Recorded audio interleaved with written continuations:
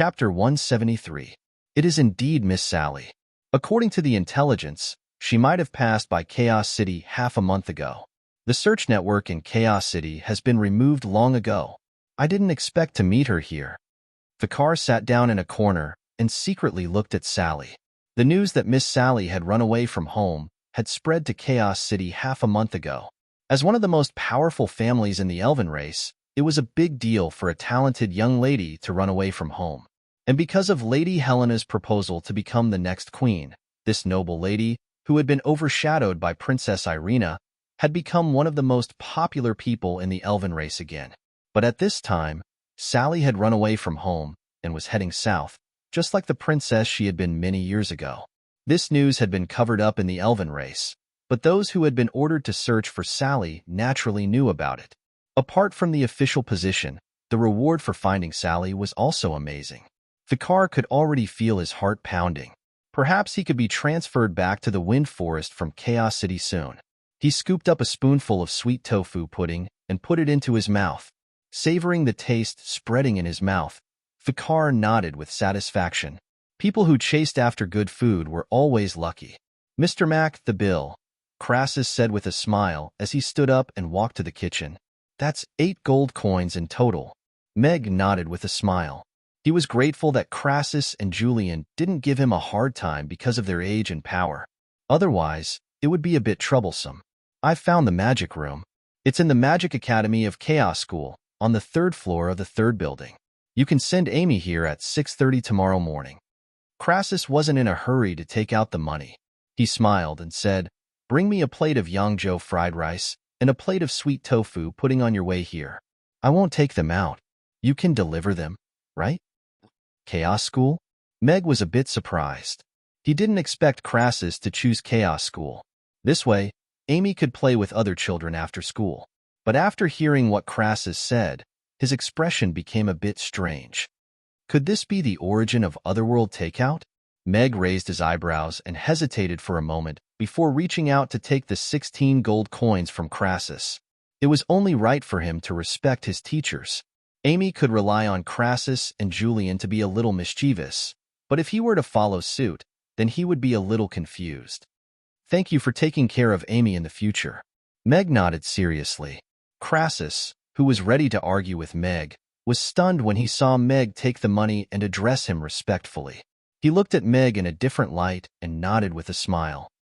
"Okay, she is my only apprentice." A smile appeared on Meg's face. These words were worth more than 1,000,000 promises.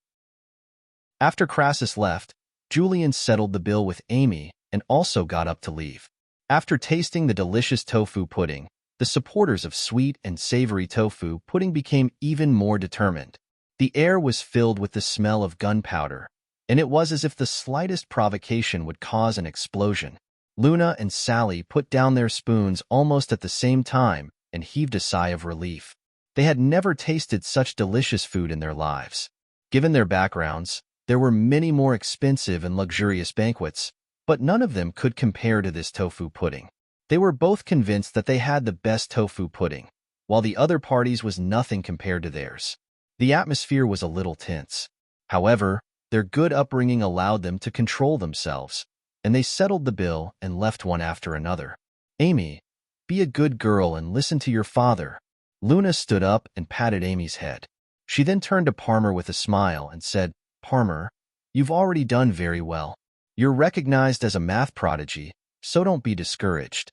A man should become more courageous in the face of setbacks."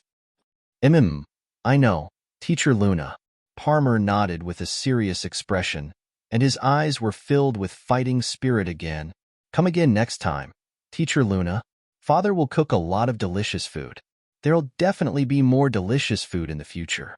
Amy looked at Luna with a reluctant expression. I'll be back." Luna nodded with a smile. There was also a hint of anticipation in her eyes. "Is there a lot of delicious food?" All of the customers looked up.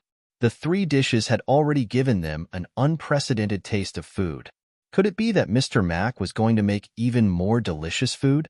Everyone was skeptical, but more of them were looking forward to it.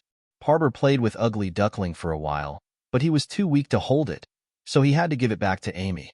Soon, Harrison and the others also arrived. Harrison, George, and Parber all ordered the sweet tofu pudding, but Parmer stubbornly ordered the savory tofu pudding with aruggiamo. The more he ate, the happier he became. Even his melancholy couldn't hide the smile on his face. Bye-bye, Uncle Mushroom Head, Uncle Blue Fatty, and Uncle Gray Fatty. Amy stood at the door with Ugly Duckling in her arms and waved at them. Bye-bye, Big Sister, Fat Kitty. Parber waved his hand and reluctantly looked away from Ugly Duckling. He took George's hand and turned around. Bye-bye, Little Boss. George and Harrison also smiled. George was holding a box of Yangzhou fried rice in his hand. Why didn't you say goodbye to me? Parmer stopped and looked at Amy with a displeased expression. Because I haven't decided what to call you yet, Amy replied seriously. Bye-bye. Parmer was taken aback and then turned to leave in a huff. Bye-bye. Amy nodded and also turned to enter the restaurant. She seemed to be in a good mood. At the table by the door, Keel looked around and asked, Boss, they're all eating that tofu pudding. Should we order some too? Why are we working so hard to make money? Sargeras asked them. For Ruggiamo. Keel and Mond yelled almost out of reflex. Let's eat. Sargeras waved his hand and pointed at the 15 Ruggiamos on the table. The busy night lasted until 9 o'clock. When it was time, Meg smiled and turned away the customers who came later. He closed the door and let out a long sigh of relief. The battle between the salty and the sweet in this world had come to an end. It was indeed more brutal than he had imagined. Father, we sold 512 Ruggiamos, 90 rainbow fried rice, and 240 tofu pudding today. Our income is 175,480 copper coins. I converted the dragon coins and gold coins into copper coins.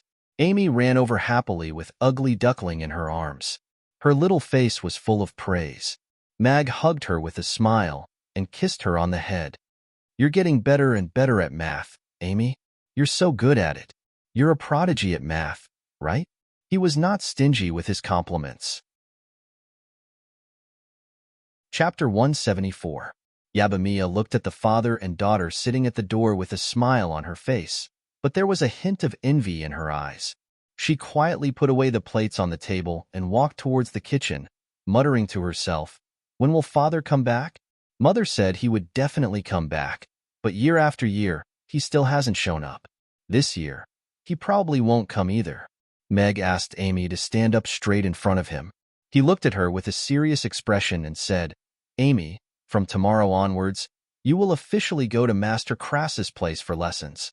Remember, during lessons, you are not allowed to call him Master Halfbeard. You must call him Master Crassus. This is the most basic respect a student and disciple should have for a teacher, understand? But he's Master Halfbeard? I like that title. Amy looked at Meg with a conflicted expression.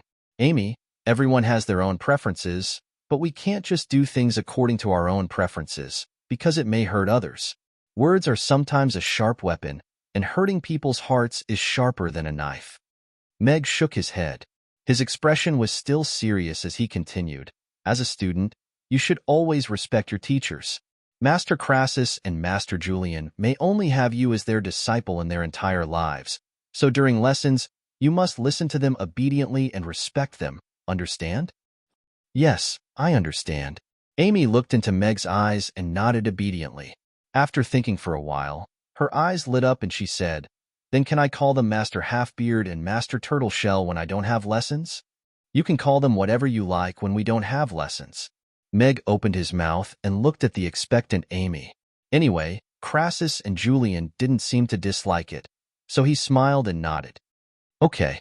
Amy nodded happily. She looked out the window and held Meg's hand with her little hand. Father, come with me to look at the stars. You haven't looked at the stars with me in a long time. Okay, let's go to the balcony. It's closer to the stars. Meg looked at Amy and nodded. Speaking of which, ever since the restaurant opened, he had been busy with the restaurant's matters. Every day, he would wake up before Amy woke up, and after he was done, Amy would lie on the counter and fall asleep. He rarely had time to accompany her, so he couldn't help but feel guilty. Holding Amy's hand, Meg looked at Yabamiya and said, Mia, You should go back early. Be careful on the road, and don't come too early tomorrow morning. I have to take Amy to school. I'll be back at 6:50. Calm, of course. Be careful on the road. Don't come early tomorrow morning. Comms ofs. Comms is of your ofs of he's. Com. SSSS. Amy of Amy's is of. S of sov. Of her of the of her of course. Be careful on the road, big sister Mia. Bye. Amy waved at Mia. Meow. Ugly Duckling also meowed symbolically. After interacting with Amy for the past few days, Ugly Duckling's attitude toward Yabamiya was still a little hostile. However, Amy's threat had mostly dissipated, but it still couldn't get close to her. Bye. Yabamiya nodded with a smile. Looking at Meg, Amy, and the lazy Ugly Duckling, her heart was filled with warmth. Father, can we bring the mushroom fairy with us? Amy looked back at the music box on the counter when they reached the top of the stairs. She then looked up at Meg. Of course. Meg took the music box with a smile before leading Amy upstairs. When the system was renovating the restaurant, Meg had convinced it to renovate the second floor as well. There was a small empty room and a large balcony on the third floor. The balcony was surrounded by a white ceramic railing, and the floor was covered with gray non-slip tiles. The balcony faced the Aiden Square, and there was nothing to see. Aside from the balcony, everything else was perfect.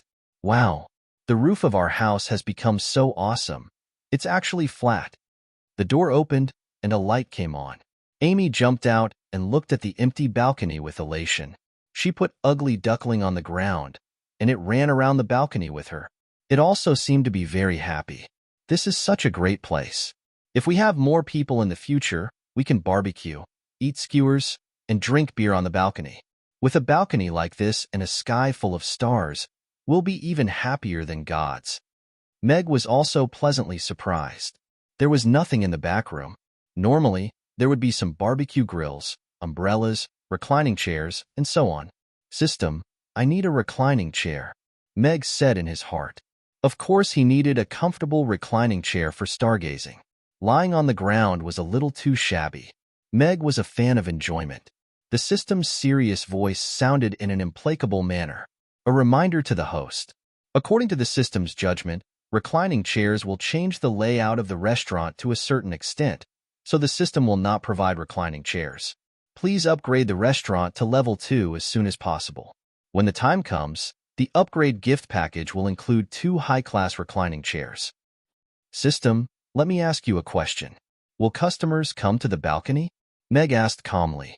The system was silent for a moment before replying. Probably not. Wrong. No, probably not. Definitely not. I won't allow any customers to enter the area beyond the first floor, including Mia. Hence, the area above the second floor is the living area, not the restaurant. A smile appeared on Meg's face as he said, so, putting a reclining chair on the balcony has nothing to do with the layout of the restaurant. Your judgment is completely wrong. Are you selling the reclining chair? In short, if you're not selling it, I'll buy it myself tomorrow. I can also customize it according to my size. It doesn't matter if the price is higher, as long as it's comfortable to sit on. Meg's lips curled up. His tone was somewhat indifferent. The system has to admit that there was a bug just now, causing a calculation error. Adding a reclining chair on the third floor will not affect the layout of the restaurant. The system was silent for a moment, and with a tone of self-blame, it quickly changed its tone and said, the system can provide thousands of types of reclining chairs for the host to choose from. If you add money, you can upgrade the massage chair. It's tailor-made for the host and perfectly fits your curves. It's a must-have at home or traveling. Chapter 175. Mag chose a brown rattan recliner that cost 5 gold coins. It had curved metal legs and looked quite comfortable. It wasn't expensive either. The gold coins have been automatically deducted, and the goods will be ready for delivery in 5 minutes. Would you like to specify a delivery address? The system's voice sounded. Just deliver it to the balcony. Let me know when it's almost here. Meg looked at Amy, who was squatting down beside Ugly Duckling, and smiled. It would be a pity to miss out on this opportunity to teach Amy a magic trick. In the early autumn night, the night breeze blew, bringing with it a refreshing coolness that made people feel particularly comfortable. "Father, come over here. I want to compete with Ugly Duckling to see who can imitate a duck better. Can you be our judge?" Amy waved at Meg. "Imitate a duck?" Meg was rendered speechless. What kind of trick was this? He didn't know whether to laugh or cry as he said, "Amy, Ugly Duckling might not be an ordinary duck." Meow, meow. Ugly Duckling nodded in agreement. "Yes, I know it's not an ordinary duck." Amy nodded. She looked at Ugly Duckling with a serious expression and said, "You're an extremely ugly duckling." Meow. Ugly Duckling let out an aggrieved cry with a resigned expression. Meg shook his head with a smile. Amy was too obsessed with Ugly Duckling, and it looked like he wouldn't be able to change her mind in a short time. Instead, he asked, "Then why are you competing? How do you plan to compete?" "I think even though Ugly Duckling is ugly, as a duckling, it won't be able to communicate with other ducks if it doesn't know how to croak. Therefore, I plan to teach it how to croak." Amy looked at Ugly Duckling with a resigned expression. She raised Ugly Duckling's chin with her little finger and earnestly said, "Ugly Duckling, learn from me. If you can't learn, you won't be able to eat tomorrow." Meow. Ugly Duckling immediately perked up upon hearing that, and it looked up at Amy with an earnest expression. "Caw, caw, caw." Amy opened her mouth and called out. She really did look like that. Meow, meow, meow. Ugly Duckling also opened its mouth. "No, it's quack, not meow, meow, meow." Amy stomped her foot and corrected it with a serious expression. "Meow, meow." Ugly Duckling immediately lost its confidence. "No, it's quack. You're so stupid." Meow, meow. Ugly Duckling, if you keep doing this, I'm going to set you on fire. Quack, quack. Meow, meow, meow, quack. Well, you'd better be alone in the future. No other duckling will be your friend. Amy, Amy's, and Amy, and Duckling, ugly, I. It's like this. I don't feel at ease letting it fly away. Why don't? Let's take care of it for now." Meg looked at Amy, who was gulping as she spoke. He knew what she was going to say, and he patted her head with a smile. The competition ended before it even began, and Ugly Duckling was completely defeated. The recliner has been completed, and it can be delivered at any time. Would you like to pick it up now? The system's voice suddenly sounded. "Pick it up in 30 seconds. It's right here." Meg pointed to the side with his right hand, and then turned to Amy with a smile as he said, "Amy, do you want Daddy to show you a magic trick?" "Magic trick? Not magic?" Amy's eyes lit up, and she asked with a perplexed expression, "Yes, it's something similar to magic. It's equally amazing." Mag nodded. Okay. Amy wants to see it." Amy clapped her little hands and looked at Meg with anticipation in her eyes. "If we want to look at the stars, then we have to have a chair, right? It's best if we can lie down comfortably," Meg said with a smile. Yes. Amy nodded. "Look here and don't blink." Meg pointed to the empty space on his right and waved his hands in front of him. He counted to 30 in his heart and shouted, "Change."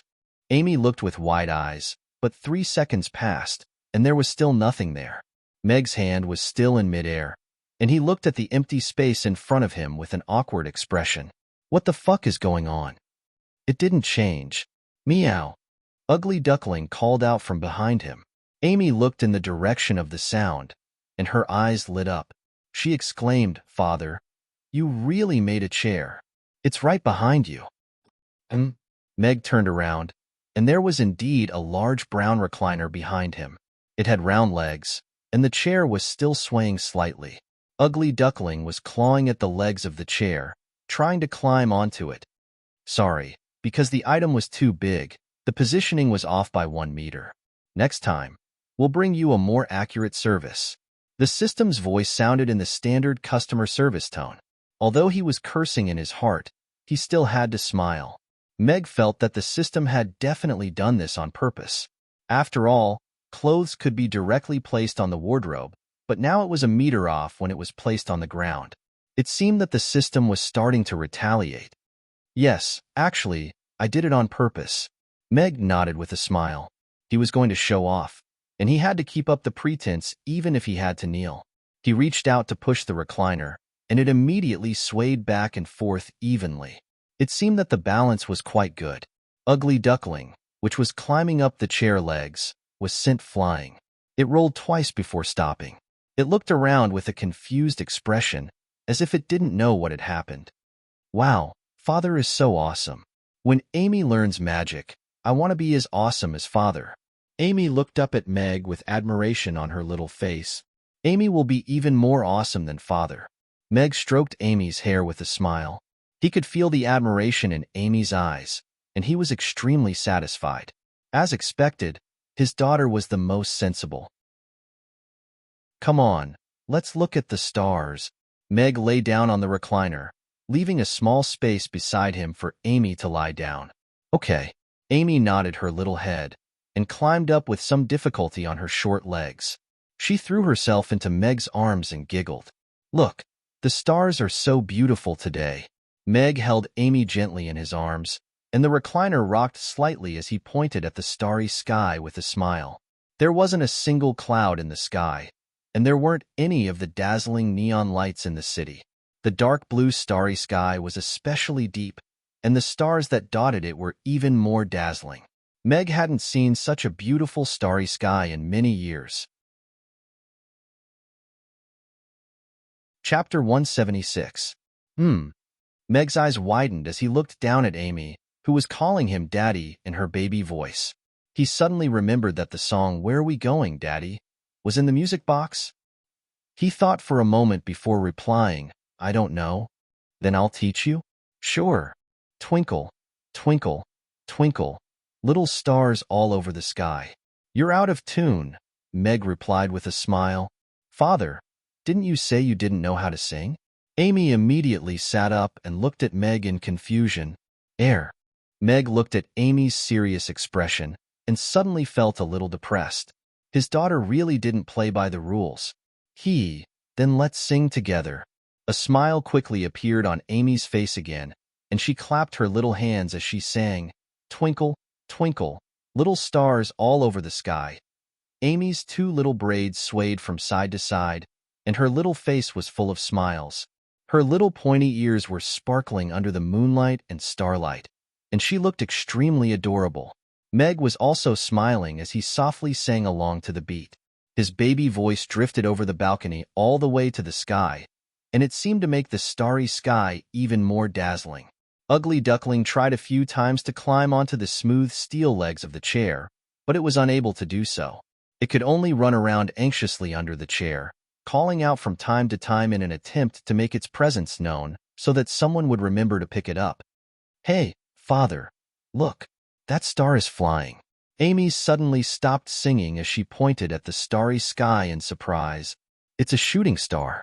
It's said that if you make a wish to a shooting star, your wish will come true.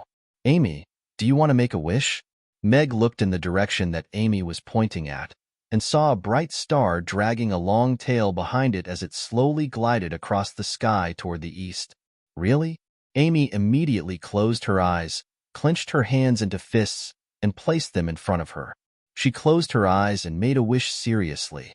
I hope that Amy can grow up happily every day, Meg said as she looked at the sincere expression on her face. She closed her eyes and made a wish. After a while, Amy slowly opened her eyes, which were full of hope. What did Amy wish for? Meg looked at Amy and asked with a smile. Amy shook her head and said seriously, Teacher Luna said that we can't tell others about our wishes. If we do, it won't come true, so I can't tell Father. Well, then let's not talk about it. Xiang Liuxing's wish will definitely come true. Meg nodded. He was very grateful to Luna. She had played an important role in Amy's education. Over the past 2 years, she had molded Amy's worldview, allowing her to grow up in poverty but still be a kind child. Yes, Amy also believes that it will. Amy nodded. She suddenly pounced over and kissed Meg's cheek. Then, she leaned against his chest and whispered, Father, you will always be by Amy's side, right? Of course, I will always be by your side. No one can take me away from you. Meg gently stroked Amy's hair. A promise was also a responsibility. Father, You're so nice." Amy smiled and sat up again. "Father, then I'll dance for you. I'll dance the Mushroom Fairy's dance." "Okay." Meg nodded. Amy had only learned a little in the morning and afternoon, and now she was eager to perform for him. "But father, what's the name of this dance? Why can't I understand what she's singing?" Amy jumped off the chair and took the music box from the side. She looked at Meg curiously and asked, "This?" Meg pondered for a while. Of course, Amy couldn't understand Japanese. Even he couldn't understand it. As for the name of the song, it wasn't easy for children to understand. After thinking for a while, he nodded seriously and said, "This dance is called Spring is Here." "Spring is here?" Amy's eyes lit up.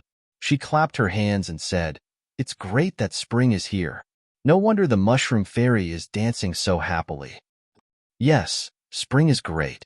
Meg also nodded with a smile. "Then I'll start." Amy squatted on the floor and tapped the screen lightly. The music of Gokuraku Jodo started playing. In just one day, Amy had completely mastered the touchscreen of the music box. Although she couldn't read, she could easily play the song and dance by reading the pictures. As soon as the music started playing, Amy's face turned serious. She turned sideways and placed her hands in front of her chest. As the music played, she raised her left hand backward like scattering flowers. Then she turned 360 degrees back to her chest. Then she put one hand up and the other hand down to the left. When the drum beat sounded, she immediately turned to the right and then back again. With a neat turn behind her back, she crossed her legs, kicked the ground with one foot, and spun around. Her series of movements were all in sync with the rhythm. If these movements were done by Yabamiya, it would be considered a less standard version of Gokuraku Jodo. But when it was done by Amy, Meg couldn't stop smiling as he looked at Amy, who was trying her best to mimic the movements of the Mushroom Fairy with her short hands. She almost tripped over herself as she danced with her short legs. She clapped her hands and twisted her waist, and her whole body swayed as she danced. This dance was completely out of character. Meg's heart melted at the sight of those short legs and arms swinging around. Although the movements weren't standard, and they couldn't keep up with the rhythm at all, and were basically just paddling around, how could there be such an adorable dance in this world? How could there be such an adorable little fellow? Ugly Duckling was also bouncing along beside her. It was so happy that it also wanted to dance. It didn't look like a cat at all. The passionate music stopped, and Amy was still in her final pose. She was panting slightly as she looked at Meg with anticipation in her eyes. "Father, Master, did I dance well?" "Yes, very well. It's even more adorable and beautiful than the Mushroom Fairy." Meg nodded from the bottom of his heart. This was the first day of learning Gokuraku Jodo, and even though Amy had never danced before, she was able to memorize the movements of the entire dance. Her talent in dancing was already very astonishing to Meg. It probably wouldn't take long for Amy to completely master this dance. "I'll work even harder." Amy nodded with an earnest expression. She couldn't hide the elation on her little face. "Then let's go downstairs and wash up. Tomorrow is Amy's first day of school. I'll give Amy a bath, and then you can put on your new clothes for class tomorrow." Meg stood up and picked Amy up with a smile. "All right." Amy nodded happily. She threw her arms around Amy's neck and let Meg carry her downstairs. Ugly Duckling looked at the two of them with an aggrieved expression before leaving on its own. In the second prince's manor of Rodu, there was a handsome young man in a large hall. He was chatting with a few young magic casters in magician robes. His voice was warm and gentle, and the way he spoke was quite extraordinary. All of the magic casters were listening to him with expressions of admiration on their faces. At this moment, a middle-aged man who looked like a butler suddenly rushed in from the outside. He didn't care that there were so many people in the arena and directly walked to the side of the young man. He whispered in his ear, "Your Highness, someone is coming from that side. Asterisk, asterisk, asterisk, asterisk, asterisk, asterisk. I finally finished it before midnight. Begging for monthly votes, begging for recommendation votes, begging for subscriptions. All of a sudden, I feel confident." Chapter 177. Josh Edward raised an eyebrow upon hearing this, but he quickly regained his composure. He raised a hand to dismiss the butler and rose to his feet with a smile. He turned to the dozen or so young magic casters and said, "All of you are the cream of the crop among the younger generation of our Magus Tower. In a few years, you'll all be the pillars of the Empire and the future masters of the Magus Tower. The future of the Empire requires your protection. Cheers." To the Empire. All of the magic casters also rose to their feet with confident smiles on their faces. They were all looking at Josh with a hint of fanaticism in their eyes, and all of them downed their wine in one gulp. "It's already a little late, so I've booked a few rooms for all of you in the Aroma Pavilion. I'm sure all of you will have a good night's sleep tonight," Josh said to everyone with a smile. "Thank you, Your Highness. We're in for a treat, Your Highness. Your Highness is an all-rounder in both the pen and the sword. It would be a blessing for our Roth Empire if you were to ascend to the throne in the future." All of the magic casters' eyes lit up upon hearing this, and they all began to shower him with compliments. "I'm just the second prince. I wouldn't dare to say that I'm going to ascend to the throne." Josh waved his hand with a smile and continued, "Go on. Don't keep the ladies waiting for too long." Josh's smile faded at the sight of all of the magic casters departing, and a hint of disdain and disgust appeared in his eyes. "Your Highness, the elven guests are waiting in the guest hall," the butler from before said respectfully with his head lowered. "Tell him to go to the study, and don't let anyone near the study," Josh said coldly. He tossed his wine cup onto the table, and half of the wine spilled onto the table as he made his way out. Yes. The housekeeper lowered his head even more. Everyone on the street praised him. No one knew better than him what kind of person the gentle second prince was. The doors and windows of the study were tightly shut, and it was completely silent. A tall, middle-aged elf looked at the second prince, who was wearing a purple robe and had his back to him as he stared at a painting on the wall.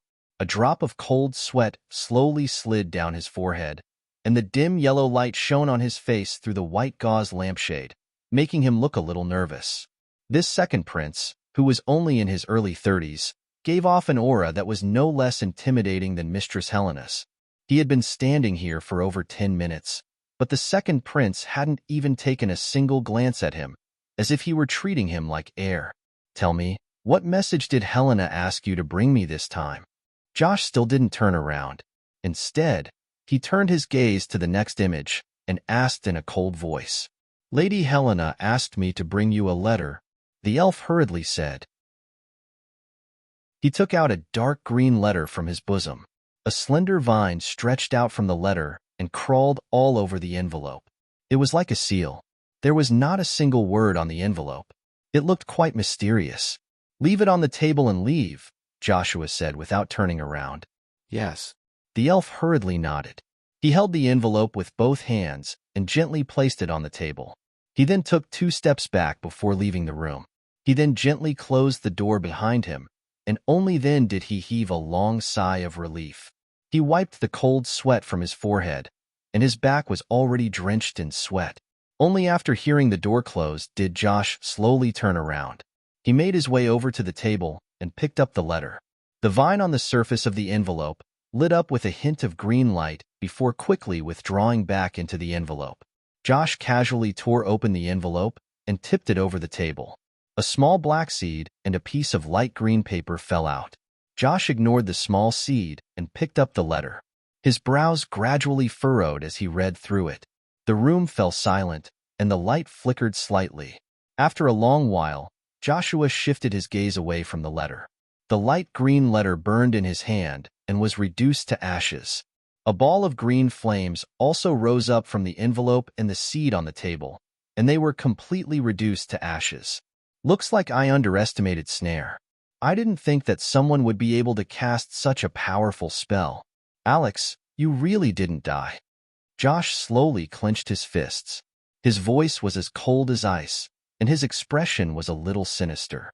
A gust of wind suddenly swept through the room, sweeping up the stack of white papers on the table. The paper fluttered wildly around the room, and the light from the lamp was sliced into shreds, illuminating Josh's dark expression. Josh suddenly reached out and grabbed a piece of paper. The gust of wind abruptly subsided, and all of the paper fluttering in the air fell to the ground as if it had been crushed by a rock. Looks like I'll have to move forward with my plan. Josh's expression had already returned to normal, and there was no hint of emotion on his handsome face. He sat down in front of his desk, picked up the quill on the table, and began to write on a piece of paper. Dear Irina, I haven't written to you in a long time. After writing that letter, he pulled out a blue envelope from the bookshelf beside him and sealed it before writing on the envelope, to Irina. After a moment of contemplation, he pulled out a new piece of paper and wrote, Mistress Helena, I'm willing to help you complete your plan, but I also hope that you'll remember your promise. The light of the Magus Tower shines upon the entire continent. On the southwestern border of the Roth Empire, there was a brightly lit military tent. A burly young man in a suit of golden armor was sitting at the head of the table. He raised a large bowl in front of him and smiled as he said, Bottoms up, bottoms up. A series of armored generals also raised their bowls with smiles on their faces and downed the large bowl of wine in one gulp. As expected of the first prince, old Jiang, who was seated below him, smiled as he looked at the young man in golden armor with approval in his eyes. Right at this moment, a guard hurried in and whispered into the young man's ear, Your Highness, Quine is back. He says he has something to report. Sean Edwards' eyes lit up before calming down. He nodded and gestured for the guard to leave. He rose to his feet with a smile and said, Please continue to drink, everyone. I'm going to the outhouse, and I'll be back soon. He then got up and walked out of the tent. Tell him to come to my tent. Sean's smile disappeared as soon as he exited the tent, and he calmly issued an instruction before making his way to a nearby tent. Your Highness, after more than half a year of investigation, I've found that General Simon, who has already returned to Rodu, is the most suspicious of all the generals that you asked me to investigate. When that incident occurred, he disappeared for a period of time for some reason. Although there was an explanation for his disappearance later, it was different from what he said. Soon, a young man in a tight black suit and a silver half-mask appeared in the tent. He looked around, and his voice was a little hoarse.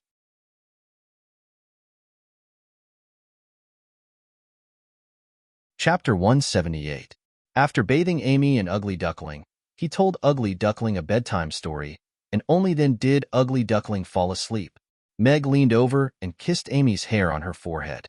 She was sleeping soundly with Ugly Duckling in her arms, and a smile appeared on his face.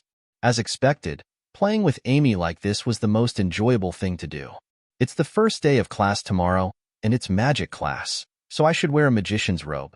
Meg turned off the lights and lay down on the bed. Tomorrow was Amy's first day of class, and he was inexplicably excited and nervous. Meg naturally wanted Amy to be by his side all the time, but children still needed to learn and grow. Just as Crassus had said, only by mastering one's power could one protect oneself and the people one wanted to protect. He hoped that Amy would one day have the power to protect herself, because he was going to grow old eventually. System, I want a custom-made magician's robe, Meg said directly. Host, can you not make it sound so natural? I'm the god of cookery cultivation system, so please don't use me as a treasure chest. The system was a little annoyed. You make it sound like you're not selling it. Meg pursed his lips, but he didn't say anything.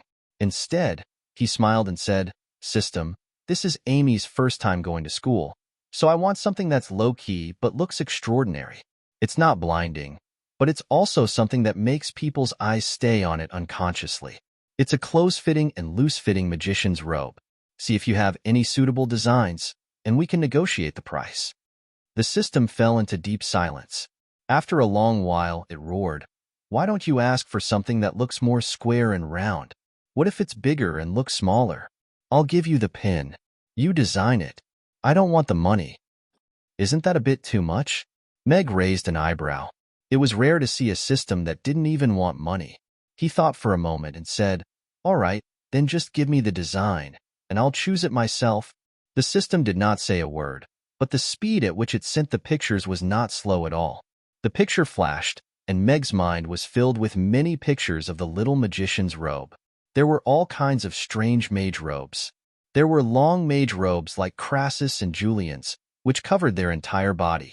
There were also short mage robes with separate top and bottom, which were more suited for mobile combat.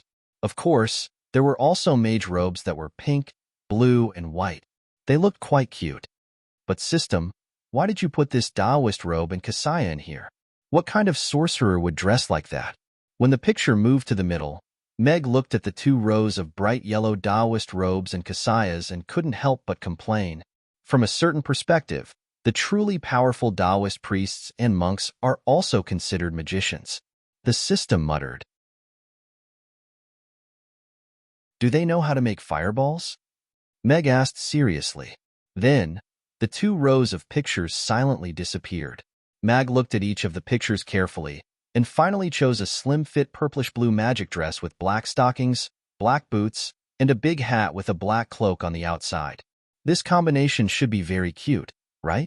Although the total cost was close to 30 copper coins, Meg still bought it without batting an eye. Moreover, he bought 2 sets in one go. The other set was completely black, in the dark Lolita style. He let Amy wear it as her school uniform. Debit successful. Ordering in progress. All will be delivered in 5 minutes. The system's cheerful voice sounded, and there was no trace of unhappiness. Put it in the wardrobe. System, if there are any more mistakes this time, I will never buy anything from you again. Meg warned sternly and muttered, stupid logistics. The system automatically ignored Meg's muttering and said with a good service attitude, Host, please rest assured. It will be delivered automatically in 5 minutes. Delivery address. Host's wardrobe. Meg set the alarm for 5 o'clock. He sat up and saw that Amy didn't kick off the blanket, so he reached out to turn off the bedside lamp and went asleep. Father, get up quickly. I'm going to be late for school. The next morning, before the alarm went off, Meg was woken up by Amy. He opened his eyes in a daze. Amy had climbed onto his bed without him noticing. She jumped and shouted happily, School! School! Amy is going to school. Meow, meow, ugly duckling cried under the bed. It was lying on the edge of the bed, trying to climb up, but it was most likely kicked off the bed by Amy. She stomped her little foot on Mag's hand. Mag, who was still a little groggy, opened his eyes wide and woke up instantly. He retracted his hand silently. It wasn't painful, but it was a little numb. It's still early. Amy, don't you want to sleep a little longer? Meg turned to look at the alarm clock. It was only 4:50. He looked at Amy, who was jumping excitedly on the bed, and didn't know whether to laugh or cry. However, it was her first day at school, after all, so he could understand her excitement. Her enthusiasm for learning was a little beyond his expectations. No, Father. Let's get up early. I want to wear a beautiful dress and tie up my hair. Amy shook her head. Her little face was flushed, and she didn't feel sleepy at all. She looked at Meg curiously and asked, Oh, right? Father, where are we going for class today? We're going to Master Crass's class today. It's in Chaos School, Meg said with a smile. He also lifted the blanket and prepared to get out of bed. Chaos School? Amy's mouth was wide open with surprise. Yes, we're going to the Magic Academy. Meg patted her head and walked to the wardrobe. That's great. Then I can go and play with Daphne. Amy jumped up happily, and the bed shook. Ugly Duckling, which had crawled to the bed with great difficulty, yelped and was shaken off the bed again. It lay on its back on the ground with its head tilted to the side and its little tongue out, looking as if it had nothing to live for. If you can make it in time after class, you can go and play with other children. Meg nodded with a smile. He opened the wardrobe and turned to Amy with a mysterious smile and said, Guess what Father got you for school today? A beautiful dress? Amy looked at Meg with anticipation in her eyes. It's a beautiful magician's robe. Meg smiled as he pulled out the dress and a red and black cloak from the wardrobe. Wow, what a beautiful dress, and what a great cloak. Amy walked over to the bed with stars in her eyes. She opened her little hands and said, Father, I want to try it on. Okay. Meg nodded with a smile and helped Amy put it on. The material of the dress and the cloak was very comfortable to touch. According to the system, it added some fireproof material to it without affecting the texture of the clothes. Of course, it couldn't guarantee that it would be able to withstand Amy's small fireballs. She was wearing a bluish-purple dress with lace around her wrists and hem. She was wearing black stockings and black leather boots. She was wearing a red and black cloak that was tied tightly and hung down to her calves. Then, a cute little magician appeared. I was delayed by something during the day, and now I'm very sleepy, so I don't want to force myself to write. I promise I'll send it to you tomorrow. My apologies. Also, the editor told me today that the copyright of this book might be promoted. In other words, if the results are good, maybe everyone will have a chance to see the manga version, the anime version, and even the movie version of the restaurant. Qingyu was pleasantly surprised, but also a little conflicted. The current results might not be good enough, and people might not be interested in it. Among them, the subscription data was the most important. It was the difference between life and death. So, Qingyu would like to appeal to all the readers to download a Qidian reading app and support a full subscription. Maybe you will be able to see the animated version of Amy in the near future.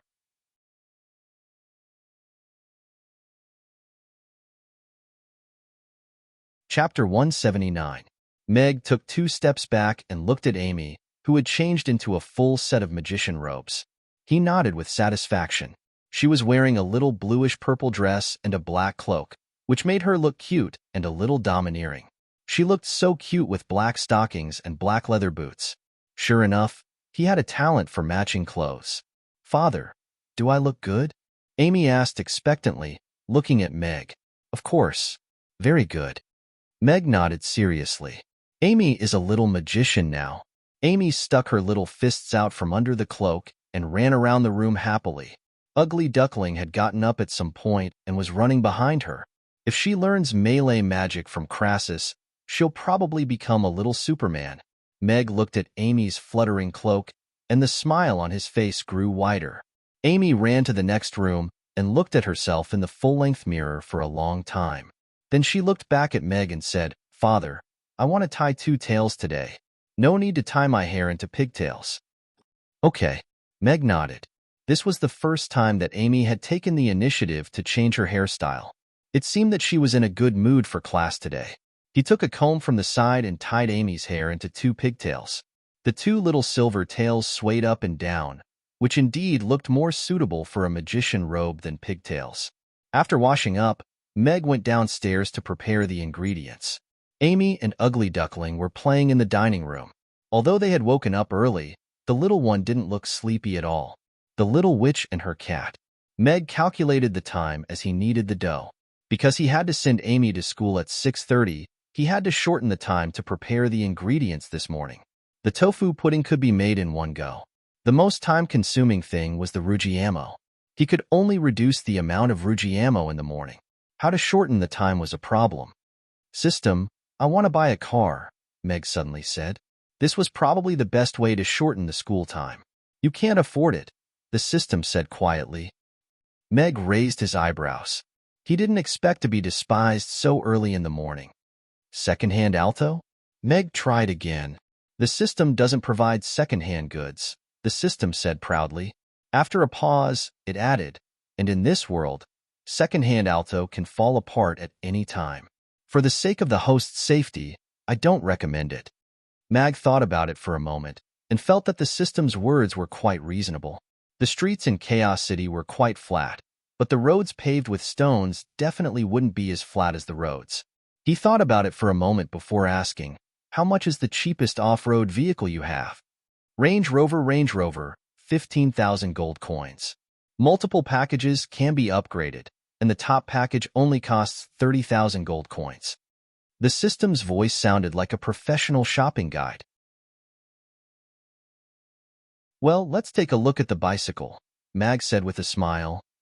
Meg had saved so much to buy a 10,000 gold strength point set. How could he bear to spend 15,000 gold on a car? Also, the system was too greedy. It knew that buying a car was a one-time deal, and that he wouldn't be able to change it for at least a few years. The first thing he bought was a Range Rover.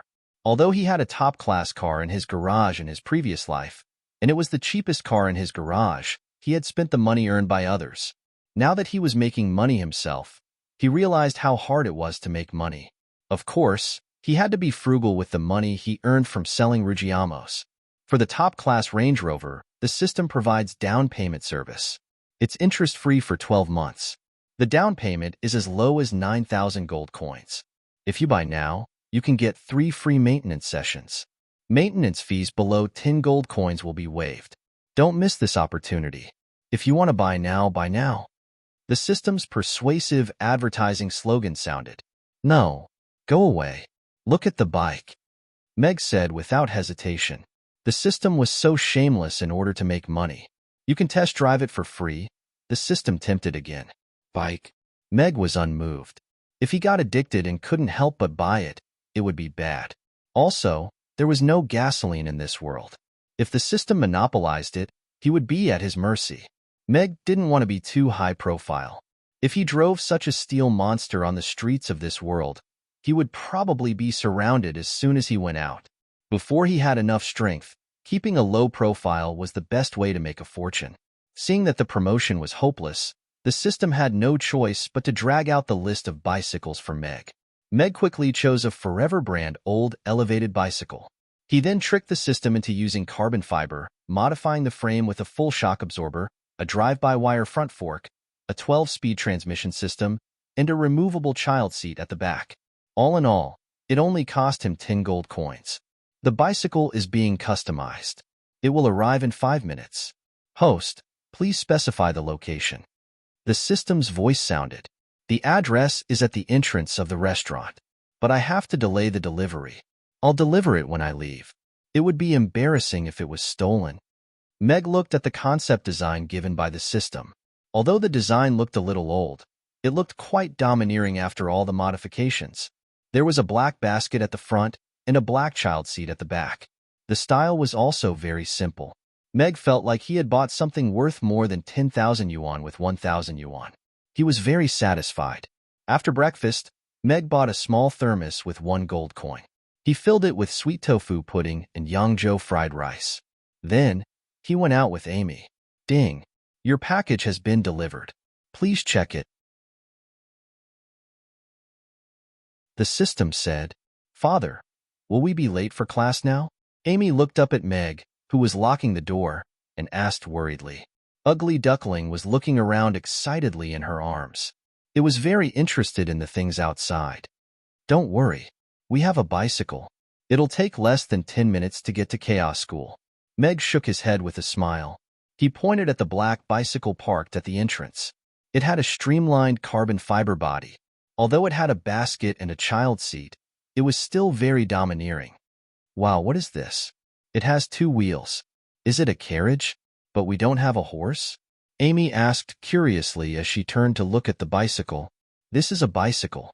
It doesn't need a horse to move. Meg shook his head with a smile. He hung the thermos flask and the box in a bag on the handle. Then, he took Ugly Duckling from Amy and put it in the basket. He carried Amy onto the bicycle, patted her head, and said seriously, Hold on tight. We have 15 minutes to get to class. We need to hurry. Okay. Amy nodded obediently. Her eyes were full of anticipation. Although she didn't know what a bicycle was, if Father said it could move, then it could definitely move.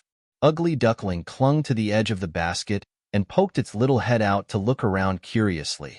It meowed twice. Meg flipped onto the bicycle. He stepped hard on the pedals, and the bicycle whizzed forward, going faster and faster. Wow! It's so fast. This is so fun. Amy raised her hands and yelled happily. Her little cape fluttered in the wind, making her look like a little Superman.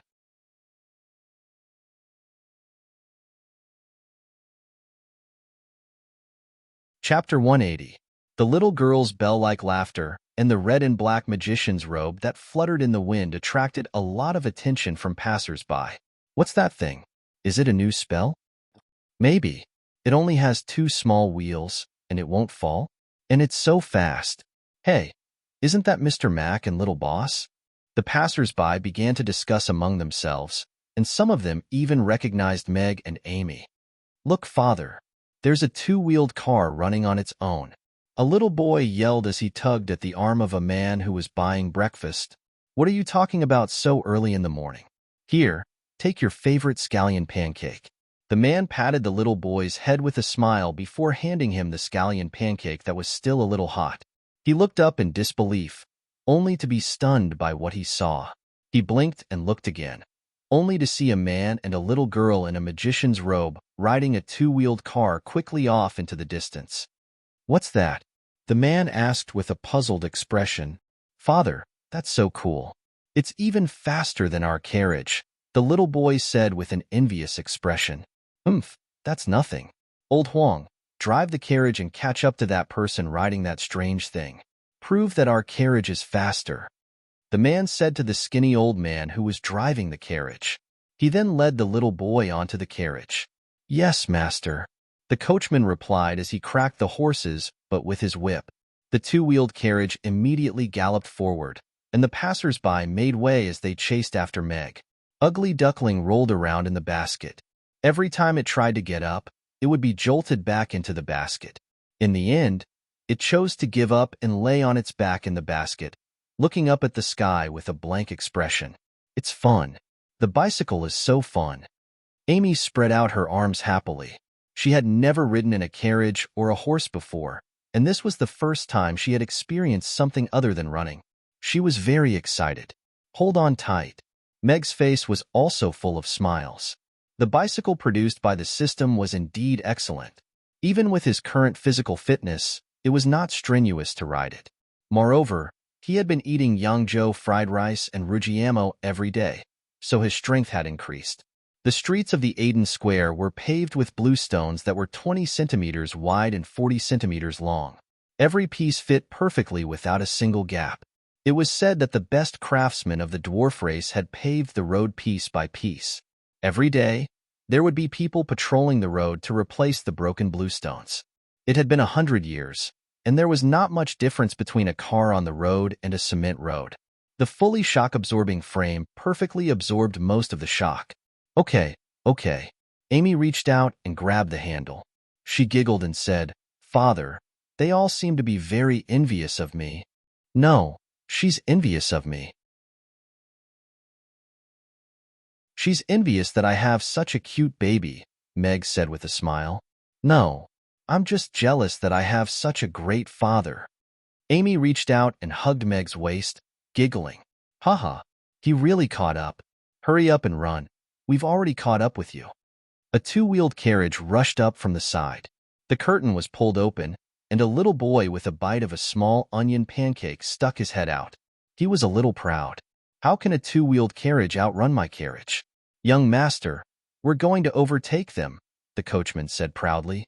He was full of pride for his driving skills and the carriage. The man in the carriage also had a smile on his face. Although he only wanted to show off in front of his son, he was naturally in a good mood to be able to overtake others in the morning. However, old Huang's words were not very respectful. He saw that Meg and Amy's clothes were not very normal. Although Amy's magician's robe was a little out of place, it was not common to see such a young magic caster. Perhaps she was a little prodigy, so he decided to apologize and get to know her. "Father, that little kid seems to be provoking you." Amy looked back at the small onion pancake in the little boy's hand and swallowed her saliva. "Then I'll have to show him the true speed of a bicycle." Meg also turned to look at the smug smile on the coachman's face. His words were a little provocative, and his desire to win immediately flared up. On a street with pedestrians, he actually dared to provoke him, who was riding a modified bicycle that was close to a professional race car. It looked like a battle between a bicycle and an otherworldly carriage was inevitable. Meg looked at the coachman with a serious expression and said, "The final destination is the entrance of Chaos School. You'll see my carriage there. Of course, I'll have already sent the child in by then." "Father is so cool." Amy looked at Meg's profile and clapped her little hands. She turned to the coachman and encouraged, "You guys have to work hard too. Otherwise, Father might have already gone home. I swear on my 40 years of driving experience that there's no way you can beat me." The coachman glared at Meg. He didn't think that Meg would dare to provoke him. These two horses were Vic horses in the prime of their lives. They were very gentle and hardy, and were one of the best horses for pulling carriages. The goblins used them to haul ores, and only a limited number of them were sold to the public each year. It was only because of his master's status that he was able to buy a few of them. When they really were running, they were even faster than many horses that didn't pull carriages. This guy is quite interesting. Dicus was about to say something, but a smile appeared on his face. As a mid-level official in the city lord's castle, he naturally wasn't going to antagonize Meg over something like this. However, he had asked someone to buy these Vic horses, and just a few days ago, he had used one of them to beat a friend's very proud steed.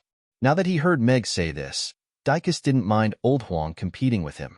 He wanted to see if this two-wheeled thing was really as powerful as he said it was. Meg withdrew his gaze, and his expression became serious. There were a few crisp sounds of gears being adjusted, and the bicycle, which was already half a body behind the carriage, immediately rushed forward. It sped along the street that wasn't very crowded in the morning, and it became faster and faster. It was like a gust of wind as it whizzed past the pedestrians. In the blink of an eye, it was 100 meters away, and it was getting further and further away. How? How is this possible? Old Huang, who was about to raise his whip, stared dumbfounded at the bicycle that was about to disappear from his sight. His eyes were filled with disbelief. Old Huang, you can do it. The little boy shouted excitedly. He patted the wall of the carriage with his little hand and looked at the bicycle in the distance with an anxious expression.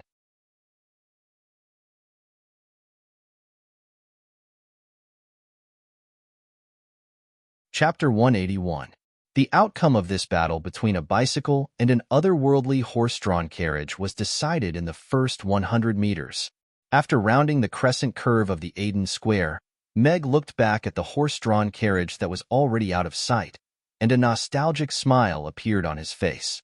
He had participated in a bicycle race in university and had placed quite well. Wow, it's so fast. They can't catch up to us at all. Father, you're the best. Amy looked back with elation. Sit tight, we're going to school. Meg smiled. Hearing his daughter's praise made him even happier than if he had won the Tour de France. He slowed down slightly, but still continued on his way to Chaos School. Mag had signed up for the Tour de France before, and his fastest speed on a flat road was 70 kilometers per hour. That was already an average result. However, professional racing drivers could reach speeds of 80 kilometers per hour. Even horse racing might not be able to match that speed, let alone horse-drawn carriages with two horses running side by side. However, Meg's current physical condition was a little weak, and after sprinting for a while, he began to feel a little out of breath.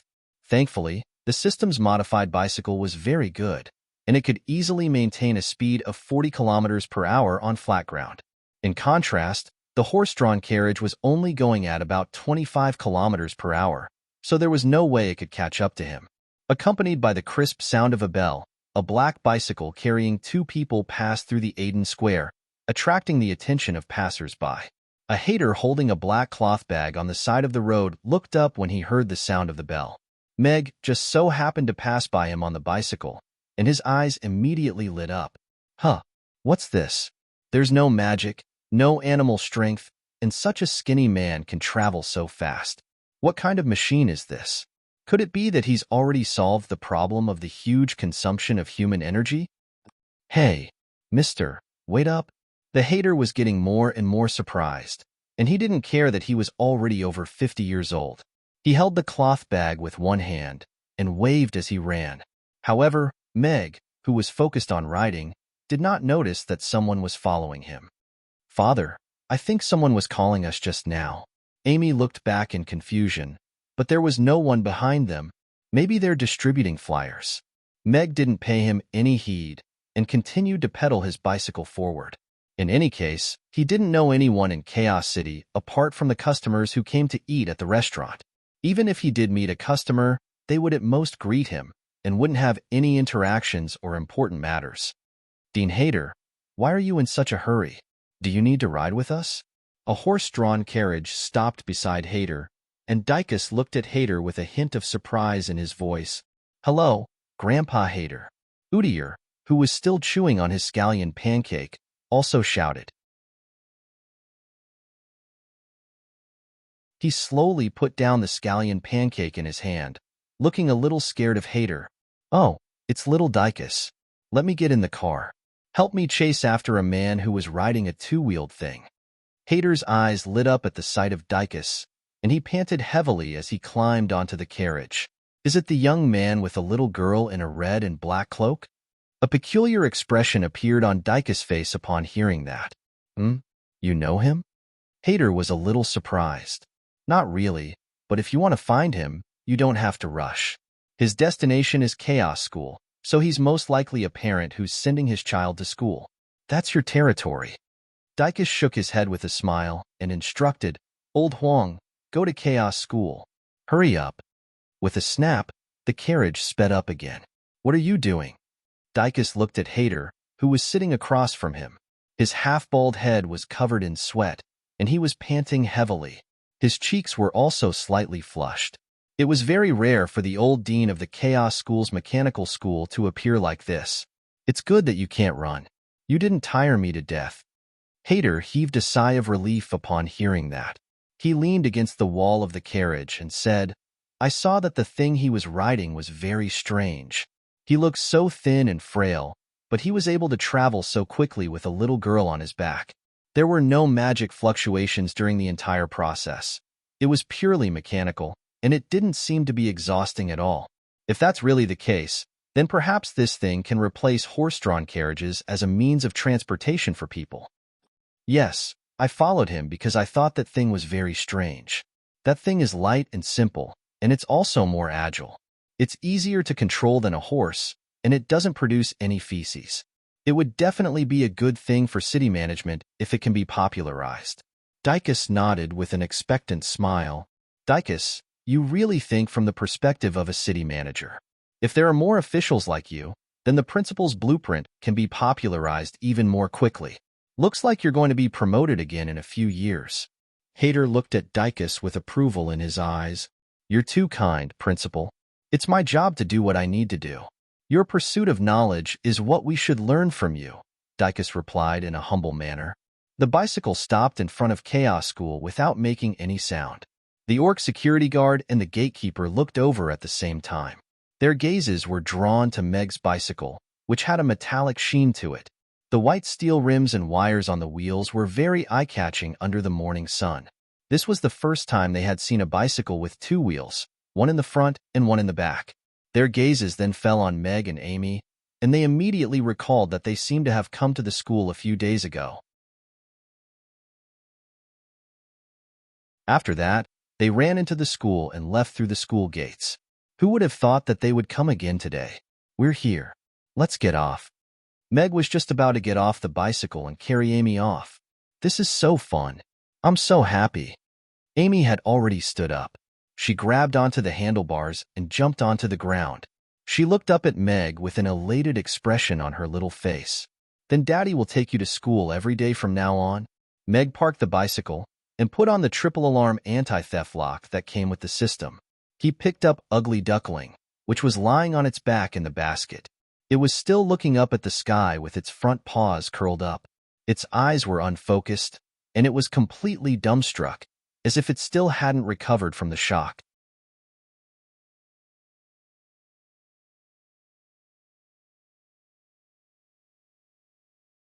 Chapter 182. Wake up, Ugly Duckling. "We're here. If you don't wake up, I'm going to set you on fire," Amy threatened in a low voice as she walked up and pinched Ugly Duckling's chin. "Meow." Ugly Duckling's eyes widened, and it almost jumped out of Meg's hands. It quickly focused on Amy and shook its head to indicate that it was awake. "Amy, carry it." Meg handed Ugly Duckling to Amy with a smile, and then took down the thermos and the Yangzhou fried rice hanging on the handlebars. He looked at his watch. It took him almost half an hour to walk from the restaurant to the entrance of Chaos School, but it only took him 5 minutes today. The increase in speed brought about efficiency. The temperature of the Yangzhou fried rice is just right, but the tofu pudding. Meg looked at the thermos in his hand. The tofu pudding had probably fallen apart during the vigorous exercise just now, but it shouldn't affect the taste too much. Anyway, he still had to take the money. But if this bicycle is used for short-distance takeout, it would be a good choice. Meg raised an eyebrow. He thought of the scene of riders in yellow and green vests delivering deliveries on bicycles, and his expression became a little strange. As for those who needed to travel longer distances, perhaps he could find some abject knights to serve as delivery men on horseback. That way, a complete delivery network could be set up. Forget it. Let's not think about that for now. The restaurant is busy enough now. Meg shook his head with a smile. He took Amy's little hand and said, "Let's go to class." They walked toward the school gate. Outsiders are not allowed in the school. The orc raised his hand to signal Meg to stop. He was a little vigilant. This guy had run into the school from nowhere last time. This time, he had to keep a close eye on him. He couldn't let him in so easily. "Father, let's sneak in through that hole." Amy looked at the orc with a little fear. She tugged at Meg's clothes and whispered. She had been kicked out by this orc several times before and was a little traumatized.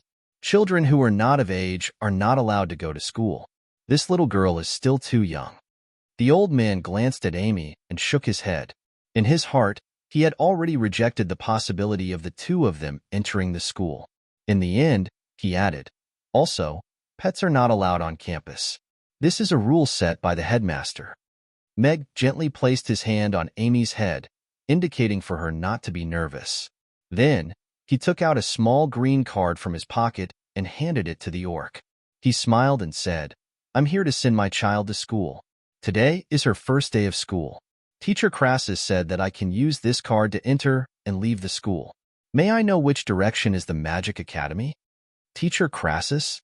The orc and the old man's faces were filled with confusion. For a moment, they couldn't remember that there was such a teacher in the school. When they took the green card and looked at it, their expressions changed. There were only 3 words written on the card, "Pass," and a name was written at the bottom right corner, Novin. It was a very simple card, but because of the name at the bottom right corner, it was not simple at all. The two of them suddenly recalled that the white-bearded old man at the school gate yesterday afternoon had also come to school early in the morning. They remembered that the headmaster had given him a green pass before he left yesterday. They didn't think that it would end up in Meg's hands. This person's identity is definitely not simple. That was the first thought that flashed through their minds. They immediately looked at Meg and Amy in a different light. Even though the headmaster was usually very amiable in the school, everyone knew that he was the only person in Chaos City who dared to challenge and confront the city lord and the lord of the city. However, that old man from yesterday was completely treating him like a senior. The Magic Academy is on the left side of the school gate. Go all the way to the end. Please keep your pass well. You can send your child in now. The orc looked at Meg with a smile as he handed the pass back to Meg. His attitude was completely different from before. He didn't seem to be fawning over Meg. Instead, he seemed more like one of his own. We can go through the gate today?" Amy's eyes lit up, and a surprised smile appeared on her little face. In the past, she had always snuck into the school through that small hole. She had always envied her brothers and sisters for being able to enter the school through the main gate. She didn't think that she would be able to do so today. "All right, thank you." Meg nodded with a smile as he put away the pass. He took Amy's little hand and prepared to go through the gate. "I'm sorry, pets are not allowed to enter Chaos School." The orc blocked their way again as he looked at Ugly Duckling in Amy's arms. "That's the pass." Meg turned over the green card in his hand.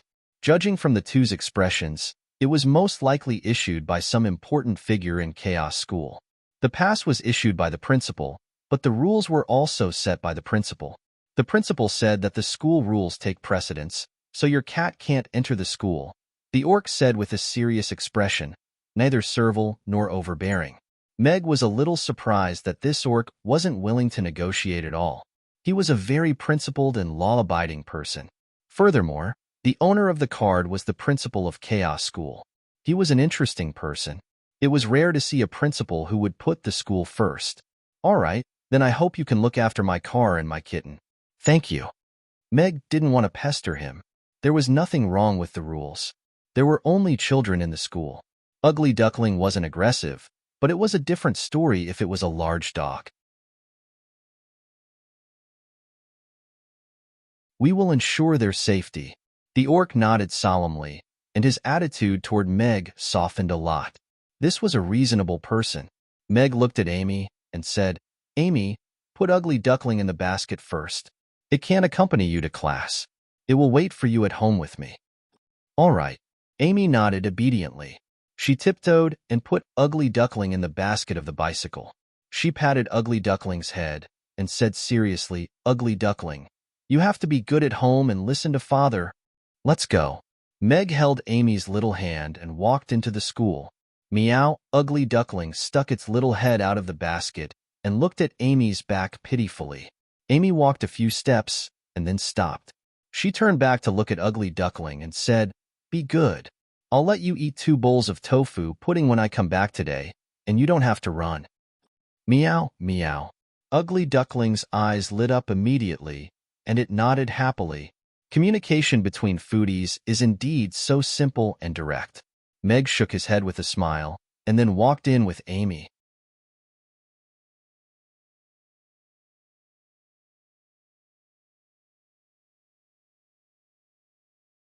Chapter 183. He just went in. The orc pointed inside the gate. He looked at Hader, who was sweating profusely, and nervously asked, "Principal Hader, are you looking for him?" "Nothing important. Where did he go?" Hader asked as he bent over to examine the bicycle. He asked around for the location of the Magic Academy. He should have gone there. "He said his daughter is going to school," the old man beside him quickly replied. "Magic Academy?" Hader stood up with a conflicted expression. He hesitated for a moment before pursing his lips. "Forget it. I'll wait for him here.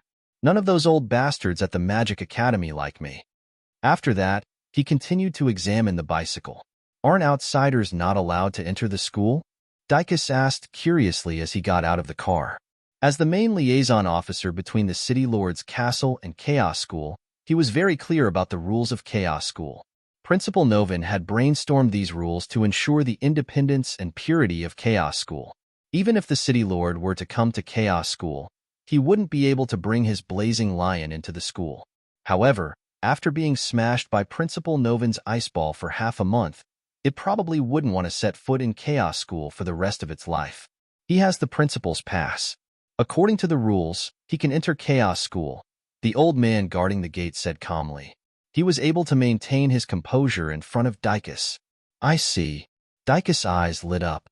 Principal Novin's pass was very special. Even though it was in Principal Novin's name, it was actually the only pass recognized by Chaos School. He had one with him, but that was because he represented the City Lord's castle. Principal Novin had met him personally before he received the pass. He had promised that he wouldn't interfere with the school's teaching and wouldn't do anything to harm the students. He had to abide by all the school's rules before he received the pass. But who was that person just now? How did he get Principal Novin's pass? And that little girl is about the same age as Udyr, so she shouldn't be old enough to enter Chaos School. How did he send her to the Magic Academy? Is he a noble or a genius magic caster? Dykus had a lot of questions in his mind, but he didn't ask. From his standpoint, he couldn't ask too many questions. However, one thing was for sure. That person was not only interesting, but also mysterious. The principal's pass? Heidel was also a little surprised to hear this, but he didn't ask any questions after taking a glance at Dykus. He continued to walk around the bicycle, and his eyes were almost glued to it. He was getting brighter and brighter as he muttered to himself, "Genius. This is definitely a genius." What kind of ingenious method did he use to make the iron wire so uniform in thickness and perfectly compress the iron sheet into a ring? Meow. Just as they reached the front of the cart, a sharp cat's cry suddenly sounded. Ugly Duckling immediately stood up from the basket and gripped the edge of the basket with its front paws as it bared its fangs at Heidel in a threatening manner. Heidel, who had been staring at the bicycle, was startled. He fell to the ground and looked at the cute kitten that was poking its head out of the basket. He didn't know whether to laugh or cry. "Whose cat is this? Why did you put it here?" he asked. "Principal, are you okay?" The orc and Dykus hurried over to support him. The orc then said, "This is that person's cat. I'm fine. Let me do some more research." Hader waved a hand. He pointed at Ugly Duckling and warned, Don't be naughty, little one. He then squatted down to study the gear. Meg and Amy walked around the school and finally found building number 3. Unlike the magical buildings with skulls and green lights, this 3-story building was no different from the other buildings in Chaos School. There was a drawing of a witch sitting on a broom and a golden ball flying not far away. It was like a child's doodle. It wasn't very beautiful, but it was full of innocence. A witch that can fly. Father, will Amy be able to sit on a broom and fly around like her in the future? Amy looked at the witch, and her eyes lit up as she asked expectantly, You should be able to fly, but you don't have to sit on a broom. Meg smiled. Crassus might know some flying magic, but as a melee magic caster, he had no right to challenge a long-range magic caster if the battlefield was limited to the ground. Meg held Amy's little hand as they walked into the school building. Classes started at 7:30, so there was no one there at the moment. However, the light in the school building was very bright, and it didn't feel oppressive at all. Unlike normal school buildings, there were no windows in the classrooms here, and there were only 2 magic classrooms on each floor. They climbed up to the 3rd floor. There was only one magic classroom on this floor. The door was wrapped in a layer of black metal, and it was ajar. Light shone through the gap in the door. Meg went up and knocked on the door. You're here. You're very punctual. The heavy door slowly creaked open, and Crassus in a white robe looked at the two standing at the door with a smile. It's the first day of class. I don't dare to be late, Meg said with a smile. Hello, Master Crassus. Amy looked at Crassus with a serious expression. Crassus was taken aback. He looked at Amy with surprise. Father said that we have to call him that in school, Amy explained. Amy explained with a happy smile on her face. Then when we're not in school, can we call him Master Halfbeard? Little Amy, you can call me whatever you like. Crassus looked at Amy's bright smile, and his mood also brightened.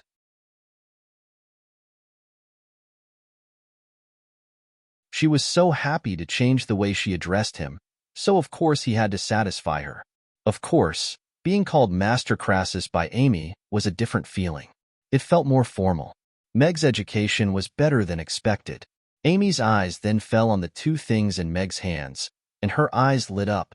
Mr. Mac, did you bring tofu pudding for me too? Yes, but it was a bit bumpy on the road. Maybe? Meg nodded and said hesitantly, It's okay. It doesn't matter if it's gone. It's still delicious anyway. Crassus shook his head with a smile and interrupted Meg. He took the thermos and Yangzhou fried rice from him and walked into the classroom. Mr. Mac, if you're busy, you can go back first. I'll bring little Amy back for lunch at noon. All right, I'll have to trouble you. Meg smiled. He squatted down and looked at Amy. Amy, listen to Master Crassus and study hard. Father will go home first. Yes, I will. Amy nodded seriously. She looked at Meg reluctantly, but when she looked back at the magic classroom with all kinds of strange things, she was more expectant. Go. Meg smiled and stroked Amy's hair. He watched her enter the classroom for a while, then closed the door and walked toward the school gate.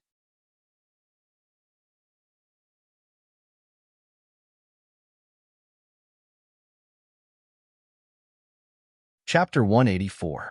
Someone stole an electric scooter? That was the first thought that flashed through Meg's mind. However, on second thought, there was no such thing as an electric scooter in this world. It was just that the sound of the alarm was too similar. Logically speaking, there shouldn't be such a sound in this world. Could it be that triple alarm anti-theft lock? Someone stole the scooter? Meg's expression suddenly became a little strange, and he quickened his pace. In his previous life, his scooter had been stolen several times. Some of them were professional racing scooters, and some of them were even limited edition. He still felt the pinch and hated bike thieves to the core. When Mag arrived at the school gate, he looked out and was immediately taken aback by what he saw. There was already a group of people surrounding the bicycle, and all of them were standing on their tiptoes and craning their necks to look inside. Some of them were parents who had brought their children here early in the morning. Some of them had the Chaos School Teacher badge on their chests, and some of them were passers-by who had been drawn here by the alarm. The ear-piercing alarm came from the middle of the crowd, accompanied by a few cat meows. What's going on now? Meg raised an eyebrow. It seemed that the scooter hadn't been stolen. After all, The old man and the orc were standing at the side watching. "You're here. Look at this." The old man's eyes lit up when he saw Meg. However, he was a little speechless when he saw the crowd around the scooter. "This is?" Meg was a little confused. A scooter shouldn't attract such a crowd, right? "Principal Hater, the person you're looking for is here." The orc also stood on his tiptoes and shouted into the crowd. "He's here? All right, the owner is here. Let's disperse. There's nothing to see here." Hater's voice came from the crowd, and the crowd immediately parted to make way for Hater and the scooter. They all looked at Meg. "Hello, young man. I'm Hater, the principal of the Chaos School of Mechanical Engineering. I saw you riding this scooter past me this morning, and I'm very curious about what it is. Did you invent this all by yourself?" Hater asked Meg with a smile on his face, but his eyes were filled with urgency. This novelty two-wheeled object piqued everyone's curiosity. It was completely different from a horse-drawn carriage. It was like an exquisitely carved piece of art and was very eye-catching. Many people thought that it was a new sculpture from Chaos School. Of course, what made everyone even more curious was how this thing could make such an ear-piercing sound. Could it be magic? Or was there a life form that could make sounds hidden inside? Hearing Hater's question, everyone looked at Meg, wanting to hear his explanation. "Hello, Dean Hater. This is a bicycle. Let's say I invented it." Meg saw that the scooter was in perfect condition and Ugly Duckling was still in the basket. It was meowing happily at the sight of Hater, so he immediately felt relieved. He walked up to Hater with a smile. Chaos School was divided into the primary school and the How High School.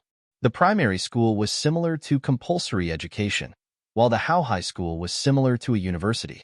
In order to provide all kinds of talents to the Grey Temple and the City Lord's Castle, it was divided into all kinds of departments, such as the School of Magic, the School of Mechanical Engineering, the School of General Languages, and so on. This old man, who should be over 60 years old, was the principal of the School of Mechanical Engineering. It was not difficult to understand why he was so interested in the scooter. "Scooter," Hater murmured softly. His eyes lit up. A bicycle that could walk on its own. What a wonderful name. He looked at the scooter that was still meowing and said apologetically, "I'm sorry, young man. I just touched your scooter, and it wouldn't stop meowing." Everyone was also looking at Mag with curiosity in their eyes. They wanted to know if Mag had cast some kind of magic on top of the cliff to make it yell so incessantly. "Oh, it's all right. It's just an anti-theft alarm." Meg shook his head with a smile. He touched the scooter's lock, and the scooter was unlocked. The alarm was immediately deactivated, and the scooter was automatically unlocked. "Meow, meow," Ugly Duckling meowed at Meg with a hint of eagerness in its eyes. However, it then turned toward the school as if it were looking for Amy. "Amy has gone to class. She won't be home until noon. Let's wait for her at home." Meg patted Ugly Duckling's head. He caught sight of Dykus in the crowd and nodded with a smile. He had just won the scooter race. He kicked off the scooter and prepared to go home. The restaurant was going to be open for business soon. Dykus also nodded with a smile. He had completely accepted his loss. Furthermore, Meg was able to obtain a pass from Novin, so he was definitely not an ordinary person. "I have a few questions about this scooter that I want to ask you. Do you have time to come to my office to discuss them with me? I've been researching a way to make a scooter run on its own. If you can, perhaps you can join me in my research." Hater looked at Meg with an earnest expression. The principal is inviting him to join his research? The School of Mechanical Engineering has been researching this for several decades. That's right. Apparently, the principal said 15 years ago that all participants would be handsomely rewarded for their research.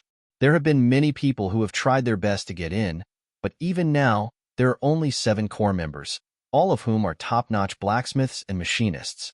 All of the teachers in the school began to discuss quietly among themselves. Dykus was also quite surprised. He knew a little about Hater's research, and the City Lord's castle was also very concerned about it. In fact, they had even set up a special fund to support it. If they succeeded, perhaps they would be able to completely change this world, regardless of whether it was life or war. "Sorry, I have to go back and cook. Perhaps we can talk about it when I have time. Meg shook his head with a smile as he climbed onto his scooter. He gestured for Ugly Duckling to sit down and prepared to leave. It was almost time for the restaurant to open, so he really did have to go back and cook. Cook. Hader's eyes widened with incredulity as he stared at Meg. Never did he think that his request would be rejected, and with such a reason. He actually rejected it.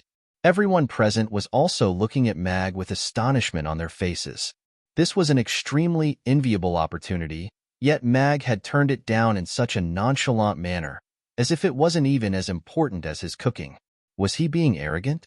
Or was he being an idiot? Interesting. Dicus looked at Meg, and the smile on his face widened. Mr. Meg, what brings you here?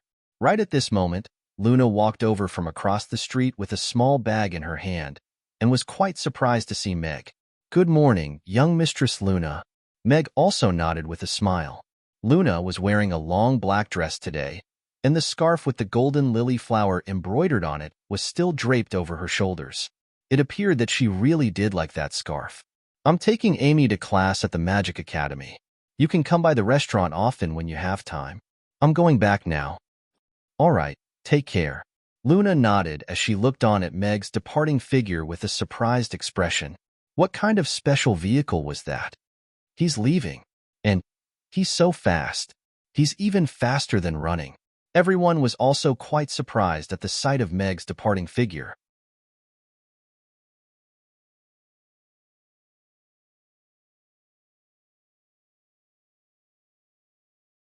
Chapter 185. Some of the passers-by quickly left, and the teachers and Dicus all turned to look at Luna. Meg left in a hurry and disappeared from everyone's sight in the blink of an eye. Luna looked as if she had known him for a long time. Yes, he's the parent of a student. Principal Hader, do you have any questions? Luna didn't understand why everyone was staring at her, but she still nodded at Hader. Hader was elated to hear that, but then nervously asked, do you know where he lives? He owns a restaurant in the Aiden Square. It's at the other end of the Aiden Square.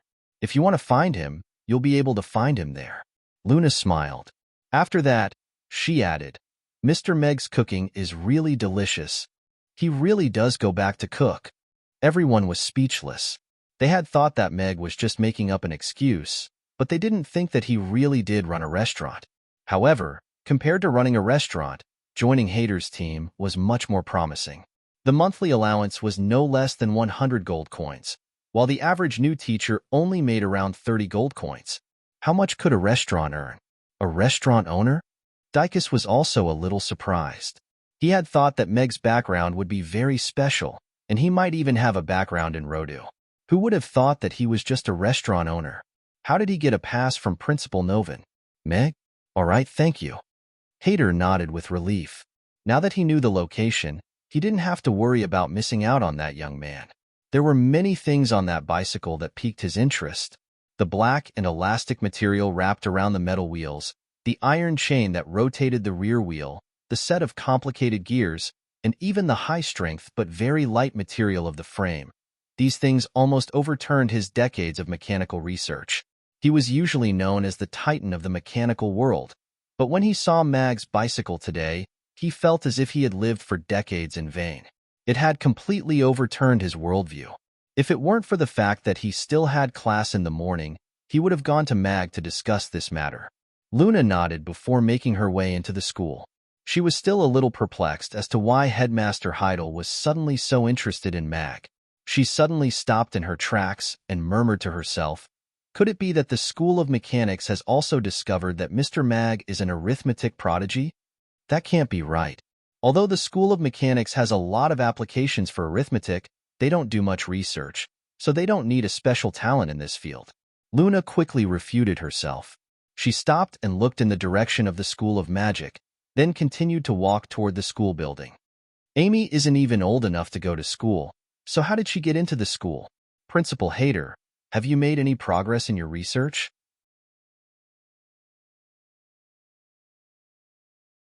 Dicus asked Hader with a smile. He was responsible for the City Lord's Castle's special fund, and he was also responsible for following up on the progress of the project. We've basically solved the problem of converting steam into kinetic energy, but how to transfer this energy to other objects or even replace horses has been a problem for our team for a long time. Hader shook his head. He looked in the direction of the Aiden Square, and a smile appeared on his face as he said, "However, I saw a lot of good things on that young man's bicycle. If he can join our team, perhaps we'll see the first steam car on the streets of Chaos City soon. Steam is going to change the world. Good luck. I hope I'll be able to ride a steam car in the near future," Dykus said with a smile. He also looked in the direction of the Aiden Square. That man named Meg really did seem to be an extraordinary person. Meg rode his bicycle toward the restaurant at a moderate speed. He still had to cook later, and if he was sweating, he had to take a shower first. When he passed by Julian's magic potion shop, he greeted Black Coal and Green Pea. Ugly Duckling, who was lying in the basket of the bicycle, called out to Green Pea upon hearing Green Pea's voice, but it was still looking up into the sky in a daze. There seems to be more and more people here. Meg raised an eyebrow at the sight of the long line at the entrance. It was still early in the morning, and the restaurant hadn't even opened for business yet, but there was already a line of dozens of people waiting outside. All of them were looking at Meg with surprise on their faces. "Mr. Mack, what's that thing you're riding?" Harrison asked curiously as he looked at Meg. "It's a bicycle. I use it to take my kids to and from school." "It's not much of a treasure," Meg replied with a smile. He nodded at the customers who were greeting him and took out his keys to open the door. A bicycle? The customers were even more confused.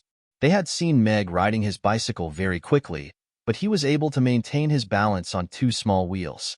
Mr. Mack was most likely very powerful. "Boss." Yabamiya called out to Meg from the entrance. She was also looking at the bicycle parked outside with curiosity.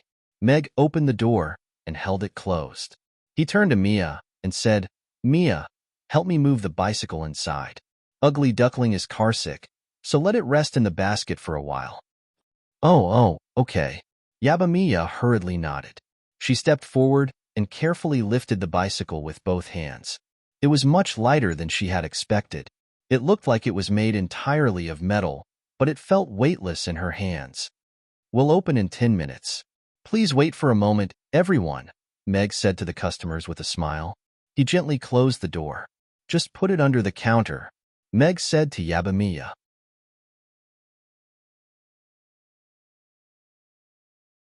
Although it wasn't very gentlemanly to ask a girl to do heavy work, he had to admit that Yabamiya was at least 10 times stronger than Meg.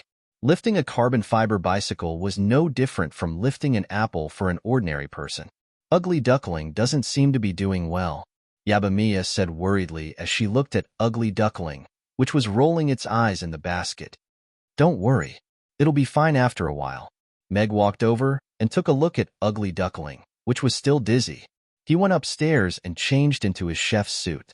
As he tied his apron, he said, "By the way, Mia, if you have a bowl of tofu pudding and a rugiamo for 3 meals, you can have a bowl of tofu pudding in the morning. That'll make up for your expenses." Yabamiya hurriedly waved her hands. No, it's fine. Didn't we agree on 2 meals?"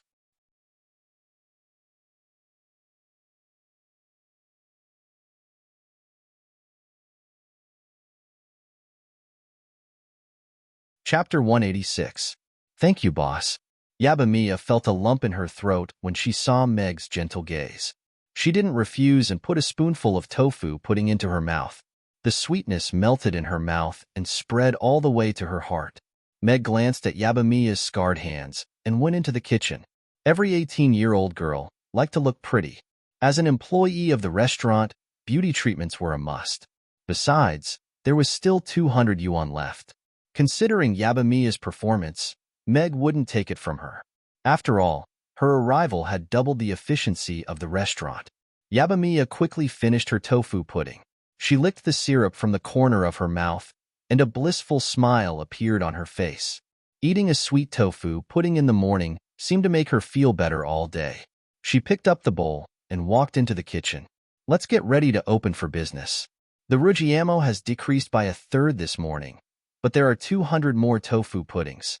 It will be busier than yesterday. Amy isn't here, so you have to take care of the money. Can you do it?" Meg put the bowl in his hand on the last empty spot on the stove and turned to Yabamiya. Okay, I'll do my best. Amy has already taught me the multiplication table. Yabamiya nodded earnestly. Okay, good luck. Meg nodded with a smile.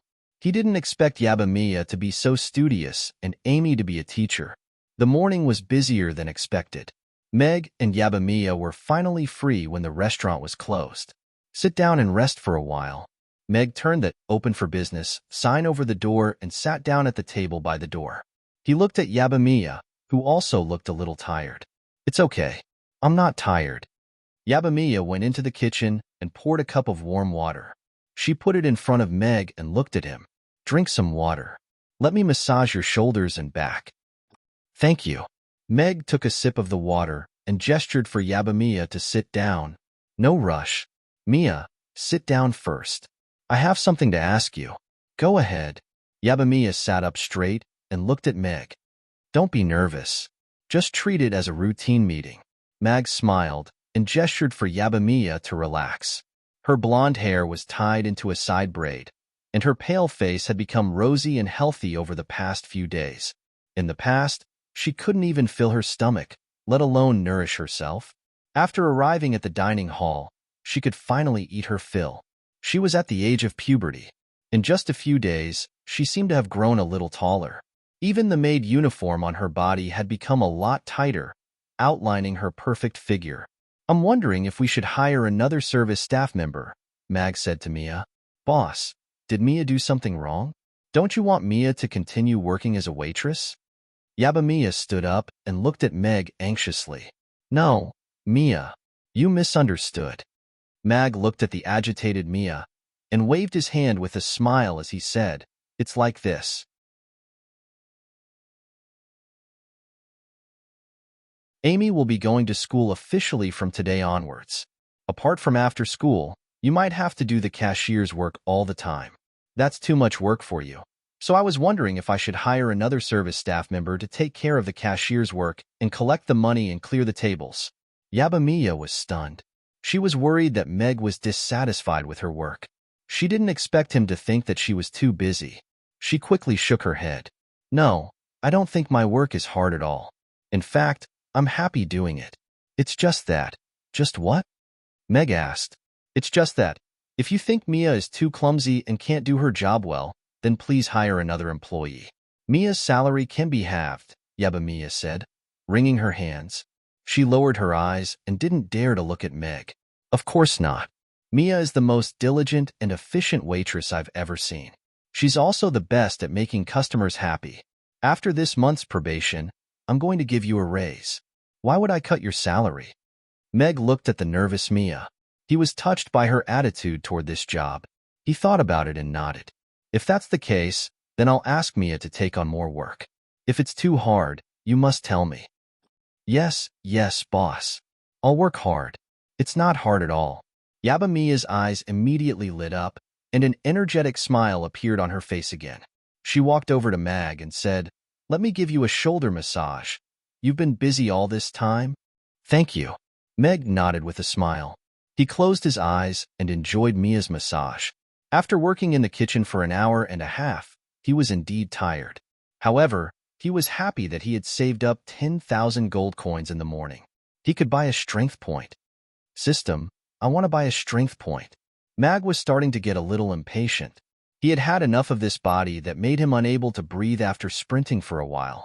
Once he recovered to his normal physical fitness, he should be able to recover his lean and muscular figure very quickly. Of course, the most important thing was that after he returned to normal, it would be time to get a big sword. Right now, he only had a brain full of tricks. Unfortunately, his body couldn't keep up. As the restaurant's business became more and more popular, there would be more and more people coveting it. Peers, hooligans, city officials. These were all jackalls who came for the scent of money. Although there were two great gods, Crassus and Julian, in this magical world, there was nothing more reassuring than having one's own strength. Since he could use a sword, Meg hoped that he could stand in front of Amy when he was in danger. He didn't want her to risk her life to protect him. The first strength point will cost 10,000 gold coins. Are you sure you want to buy it? The system's voice sounded. It sounded a little excited. Why are you even more excited than me? Aren't you a proper god of cooking system?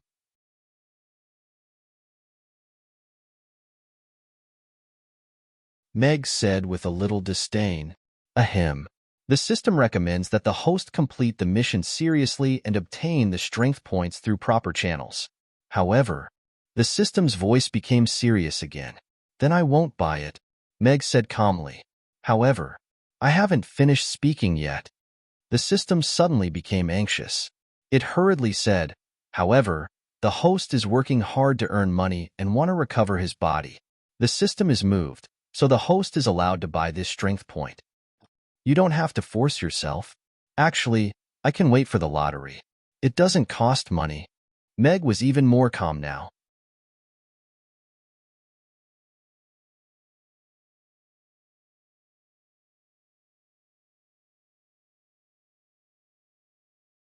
Chapter 187. System. Have you gone mad from being so poor? You're actually forcing me to do something like this? Meg raised his eyebrows as he looked at the golden attribute points that suddenly appeared in his mind. His heartbeat quickened. Sorry, this system doesn't accept complaints. The system replied seriously. It's fine. Maybe one day I won't accept earning money. Meg's tone was even more indifferent than the system's. Host. This system believes that earning money is something that requires a lifetime of persistence and hard work. If a person doesn't earn money, what's the difference between them and a salted fish? There are many difficulties and obstacles on the road to becoming the god of cookery, but as long as you persist in earning money, no matter how many difficulties you face, you can overcome them. After the storm comes the most brilliant rainbow. The system's voice suddenly sounded a little anxious as it encouraged and tempted him. Salted fish? I think it's pretty good. I'm limited to 100 servings a day, and I can take a leave of absence when I'm in a bad mood. Don't you think this kind of life is wonderful? Meg said calmly with the corner of his mouth raised. The price of the next attribute point, 50,000 gold coins. Slaying dragons in the sky, subduing demons in the sea, punching trolls, stepping on demons. As long as you're willing to pay, anything is possible. If you're my brother, then I'm greedy. The system's voice paused. Sorry, I mixed up the words. 50,000 gold coins? System, you're fucking robbing me. Meg almost jumped out of his chair. It wasn't easy for him to save up 10 million gold coins to buy a single attribute point, but he didn't expect the next one to go straight for 5 million gold coins. The key was that this was only the second attribute point. According to this ratio, the third attribute point would be at least 10 million gold coins, and it was very likely that it would be more than that. But I have to admit that slaying dragons in the sky and subduing demons in the sea is really a little tempting. Meg recalled the scene in his memory where he cut off the dragon's head with a sword, and inexplicably felt a little hot-blooded. This goal was slightly more attractive than becoming the god of cookery. Of course, in order to fulfill the promise he made to Amy and become a true god of cookery, Meg was still determined. However, the system had been a little naughty recently. He had to make it face up to its own identity. If he didn't beat it, it would become a troublemaker. After a moment of silence, the system prompted, Host, you can activate the physical fitness package by consciously touching it with your mind.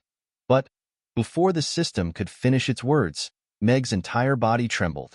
It was as if an electric current had pierced through his body from his head, and then started to flow crazily through his body.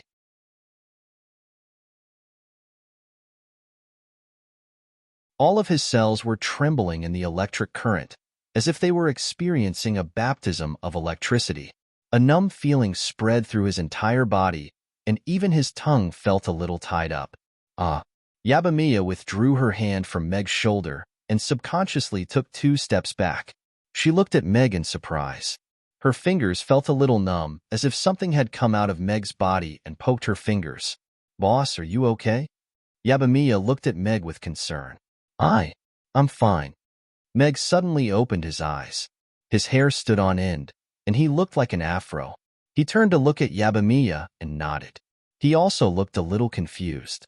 Are you really okay? Yabamiya looked at Meg. She wanted to laugh, but she was also a little worried. She asked hesitantly, Yes, I'm fine. You can go and clean up. I'll go out for a while. Meg nodded and got up to walk out of the door. His hand reached for the door handle, but before he could touch it, there was a thunderous sound. He slammed the door open with a bang. What's wrong with Mr. Mac? Yabamiya still didn't know what happened, but she still obediently started to clean up the restaurant. System, you fucking did that on purpose. Meg roared in his heart as soon as he stepped out of the door. In that moment, he was electrocuted to the point of doubting life. Do you think I'm a little naughty, so you need to electrocute me? Do you think you're the king of lightning? Mag looked at his shadow under the sun and his head that had suddenly become twice as big. The muscles on his face twitched, and he almost laughed out loud in anger. Host, the system was going to remind you, but your actions were too fast. Before I could finish, you had already triggered it. The system's innocent voice sounded, but no matter how you listened, it sounded like it was gloating. Meg's expression froze. The system did seem to have something to say, but he was too impatient and clicked on it. However, he was still a little annoyed. But there was no other reaction when I increased it by 0.5 last time. Why did it have to be electrocuted this time? The host's body has almost reached the limits of a human's body, but it has been eroded by drugs, magic, and curses. Although the system has already done a thorough cleansing, the dormant and shrunken cells need some external stimulation to awaken and reactivate them. Electrocution is the simplest and most effective method.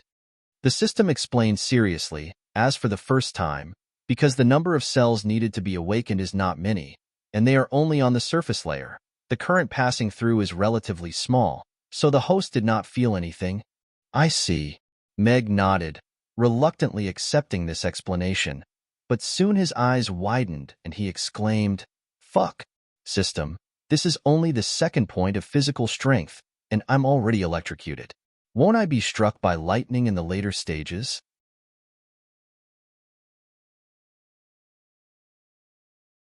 This is going to be a fucking tribulation. The system will try its best to ensure the host's safety, the system said quietly. Okay, give me some peace and quiet. Meg smiled, but he was already cursing in his heart. Originally, he thought that he could steadily increase his strength by spending money, but he did not expect that things were not as simple as he thought. Although the system would try its best to ensure his safety for the sake of money, when he thought about how he had to be electrocuted every time, and how the electricity would increase gradually, Meg still felt a little disgruntled. If there's not enough electricity, will the system take a chain and fly a hot air balloon into the sky to attract lightning? Meg imagined. Forget it, the image was too beautiful, so it was better not to imagine it. After calming himself down, Meg lowered his head and carefully felt the changes in his body. He slowly clenched his fist, and the feeling of weakness had completely disappeared. Instead, it was replaced by a feeling of strength and power, almost comparable to his previous life. Moreover, perhaps because of the stimulation from the electric shock, his originally skinny body had slightly more muscles. Although he still looked a little thin, he no longer felt as weak as before.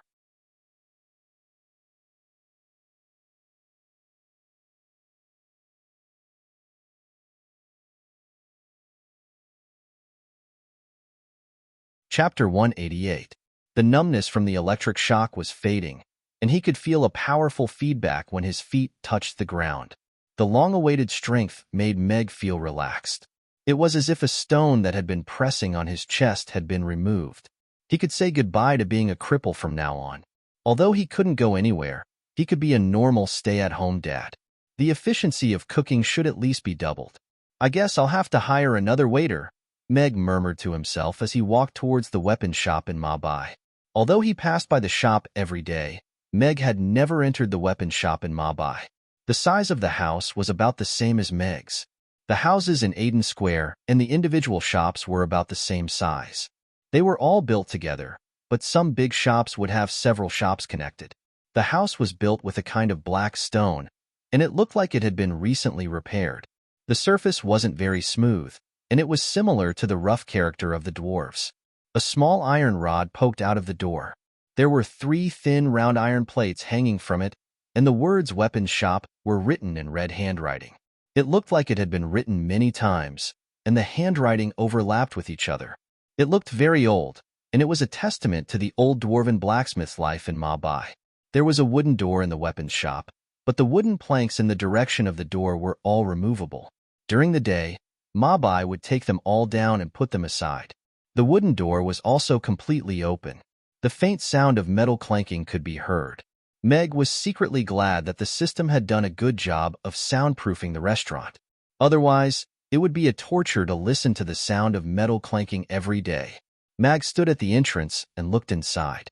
He was greeted by the sight of a place that resembled a weapons exhibition hall. There were all types of weapons hanging on the wall on the right, and there were 2 rows of wooden racks. There was a wall separating the forge inside from the outside, and there was a small opening in the wall. On the other side, there were 4 chairs placed against the wall. The layout appeared to be very simple, and the black stone floor appeared to be quite clean. From big axes to small throwing knives, long swords, short swords, iron rods, heavy swords. As long as it was a mainstream weapon, it could be found on the weapon rack. The bright light outside shone on the weapons, giving them a cold light. One could see the sharpness of the weapons. A weapon that can sell for 1,000 gold coins is indeed extraordinary. Meg's eyes lit up. Although he had played with guns more than cold weapons in his previous life, he still had a good eye for weapons. The weapons shops in Ma Bai were filled with clanking noises every night. It was obvious that business was doing well.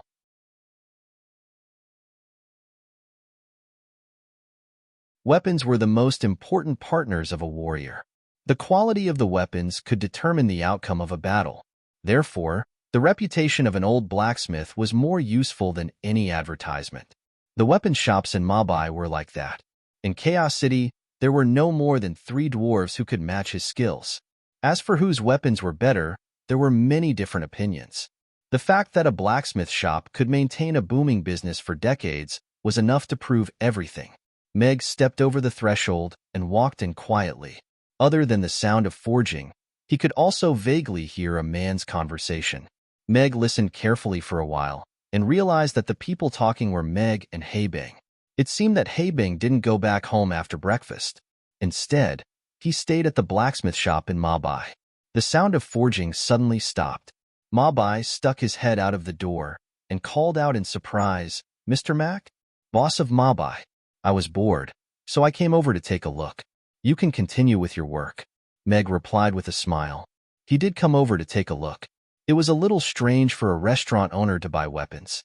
It would make people think in a bad way. "Mr. Mac, are you going to get a weapon to play with too?" Haebang came out from behind and asked Meg with a smile. "I'll just play with the cleaver.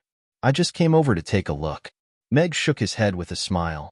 Other than taking a look, Meg also wanted to see how heavy a weapon was suitable for him with his current strength.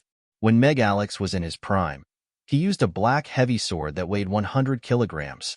It could kill a dragon with one strike. Meg's body had recovered, so it wasn't a problem for him to pick up something that weighed 100 kilograms. However, it was a little difficult for him to use a sword that weighed 100 kilograms as a weapon. "System, do you sell weapons?" Meg asked in his heart. The weapons in Ma Bai were too expensive. "The system doesn't provide weapons that hurt people." The system's solemn voice sounded. "Well, I'll just buy it here," Meg said calmly. "If the host wants to practice his knife skills, it's not impossible to sell it to the host. However, I hope the host can guarantee that the weapon in your hands will be a sword of justice and won't be used to kill people," the system said hesitantly. "I'm buying it to kill people, and I want the kind that can kill people with one strike. If you don't have it, then forget it." Meg curled his lips and said with some sarcasm, "Sword of justice? Do you think you're selling children's toys?" "Host, you've bought children's toys many times.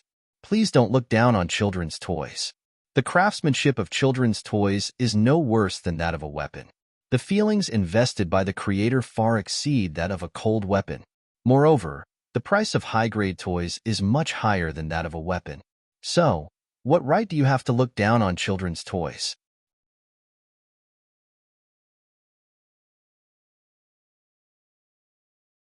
The system's solemn voice sounded. Meg thought for a moment and was speechless. Amy's music box cost 200 gold coins. If she were to buy a higher-grade toy, it was possible that the price would surpass that of a weapon. That's right. If Mr. Mac's hands were to hold a sword, it would be a loss. This world can have one less mediocre knight, but it can't have one less Mr. Mac. Bing nodded in agreement. If it's Meg Alex, then he's not a mediocre knight. Mag thought to himself as he made his way over to a slender long sword that was hanging on the wall.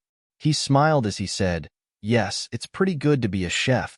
Ma Bai, who was wearing a thick black apron, walked out from inside and looked at Meg with a smile. "Mr. Mac, if you want to buy one to play with, I suggest you take the one on the top. It's shorter, and it might be more suitable for you." Meg looked too thin. Previously, when he was cooking, he often had to hold onto the stove to rest. That female sword might be more suitable for him, so he didn't have any disdain for it. Although the sword that Meg wanted to take was slender, it still weighed about 5 kilograms. He was afraid that Meg would twist his hand.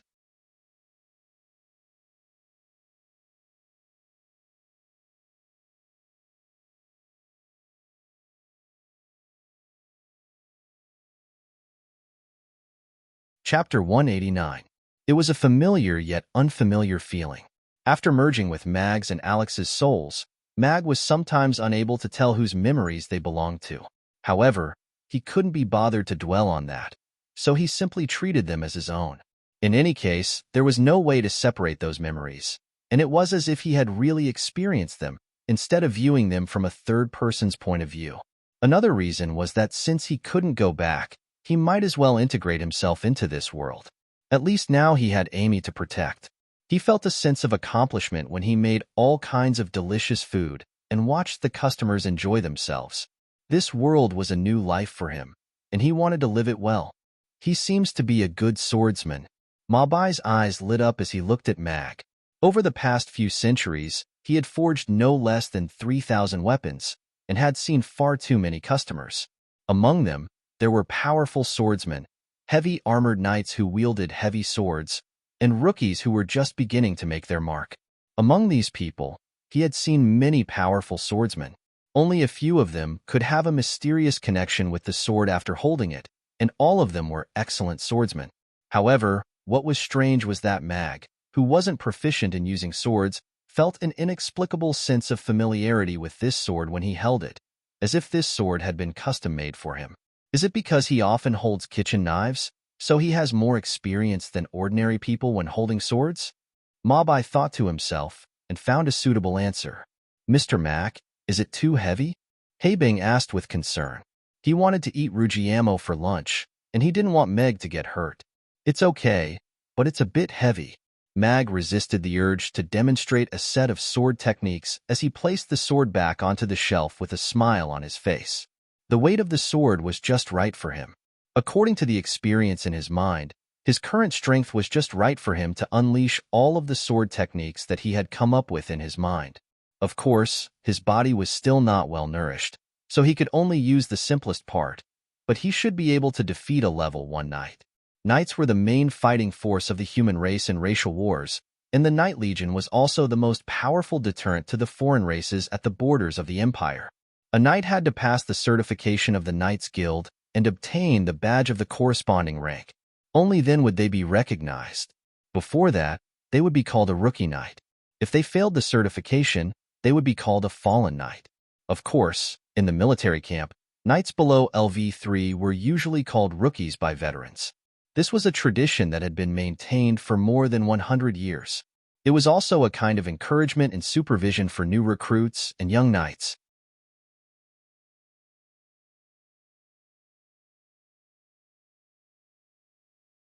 There were several criteria for the recognition of a level 1 knight. First of all, one had to test the Knight's Law, which would be issued by the Knights Guild, and the questions would be set by the Knights Guild. Those who failed to pass would not be able to take the subsequent tests. The next test was strength. The requirement was to be able to lift a 150-kilogram stone for 10 seconds. The last test was sword techniques. The requirement was to master basic sword techniques and be able to use them in actual combat. These 3 steps gave Meg the same feeling as taking the driver's license test.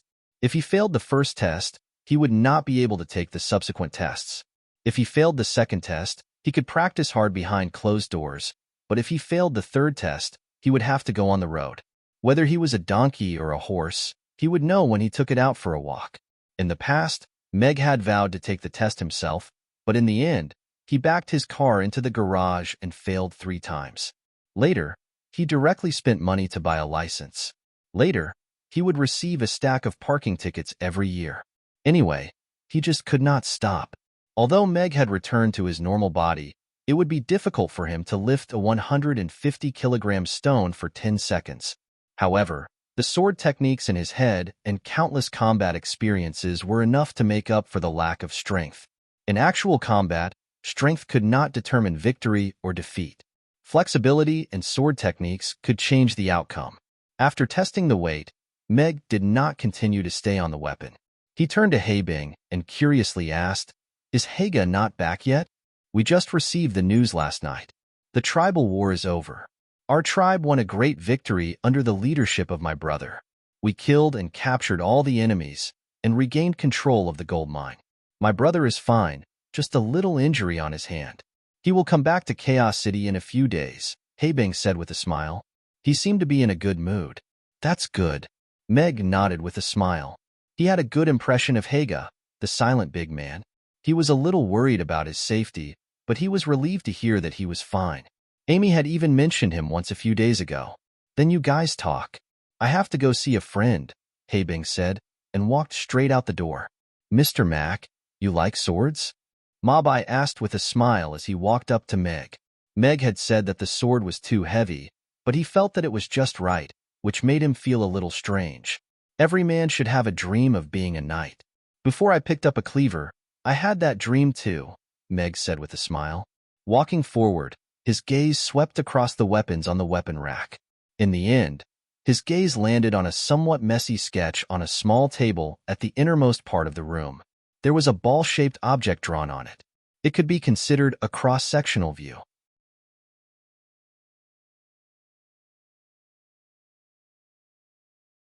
It was filled with all kinds of things, and there were scribbled words on the side.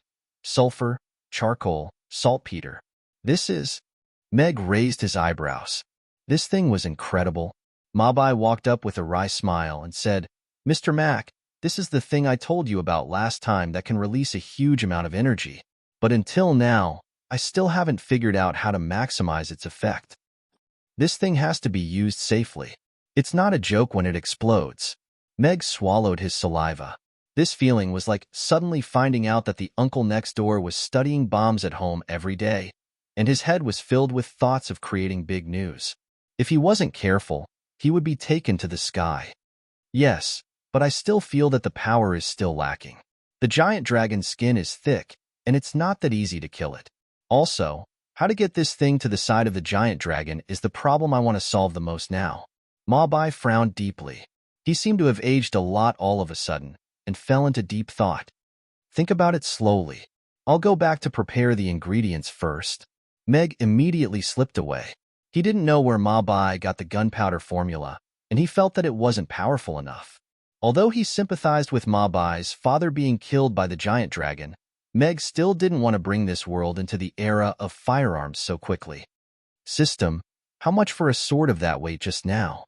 Meg asked in his heart as he left the weapon shop. 1,000 gold coins for one sword, quality guaranteed. Honest to all. The system's voice sounded.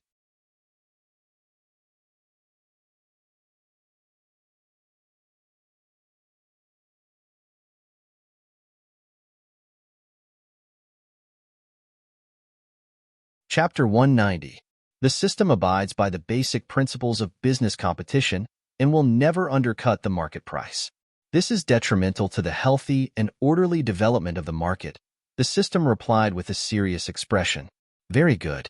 I admire your magnanimity." Meg nodded before turning around. "That's why I'm choosing theirs. However, I feel like timely promotions are beneficial to the healthy development of the market. They can increase the purchasing desire of customers, and at the same time, they can remind the workers to better serve their customers." The system's urgent voice sounded. "How much?" Meg stopped in his tracks. The system gritted its teeth. Meg immediately turned to leave. The system's voice immediately became a lot louder. Meg still had no intention of stopping. 10% off. Low price. The system said with difficulty, 10% off? I'll buy it when I have the money. Meg turned around and walked toward his restaurant. He had just bought his strength points, and he had less than 100 gold coins left. Even with a 10% discount, he still couldn't afford it. Yabamiya was wiping the table when he entered the restaurant. She hurriedly greeted Meg, and she was struck by the urge to laugh at the sight of Meg's completely unkempt hair, but she forced herself to repress the urge with a peculiar expression. What was even more peculiar to her was that Meg seemed to have changed. It wasn't just his unkempt hair, but his mind and body were also slightly different.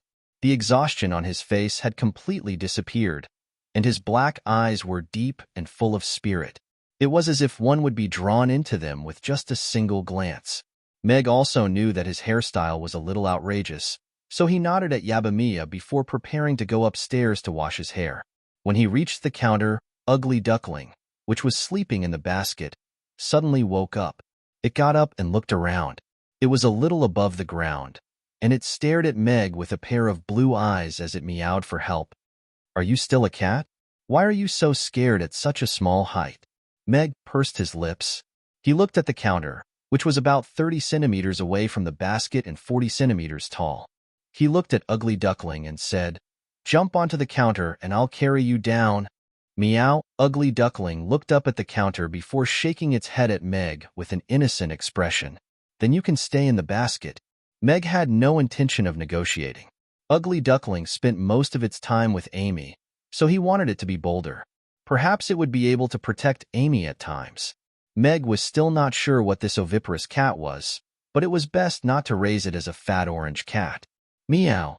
Ugly Duckling mustered its courage again and looked at the counter with a serious expression. It slowly curled up in the basket and then leaped toward the counter. Paw.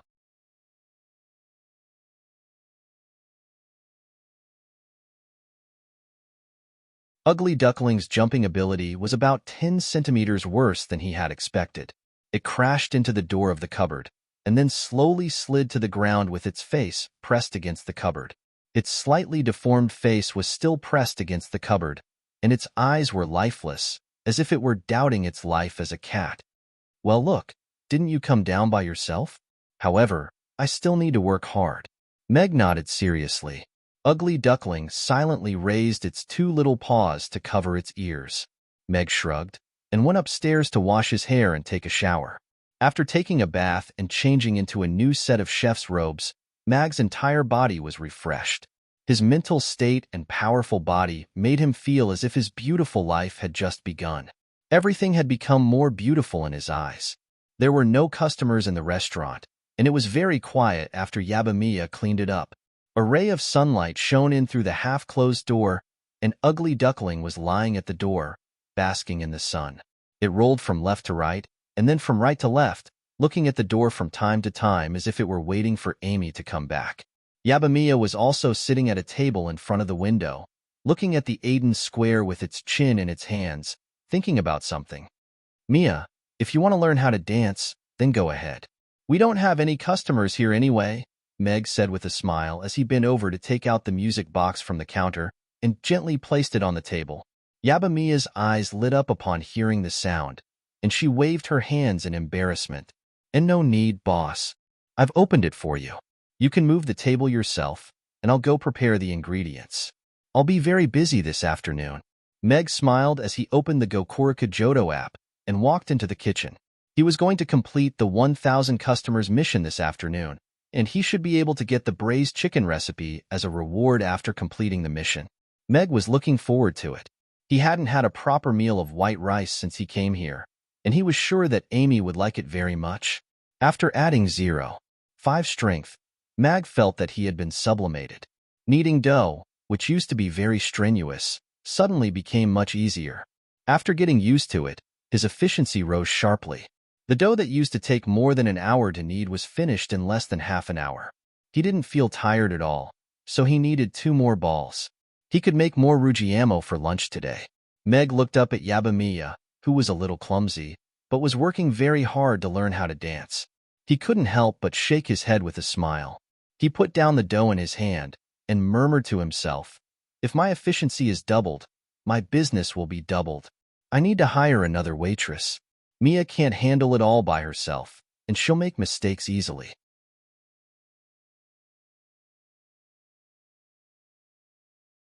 In an alley near Gaia Hotel, an old elf was observing Sally, who was hanging a quilt on a bamboo pole at the entrance of the hotel with a crystal prism in his hand.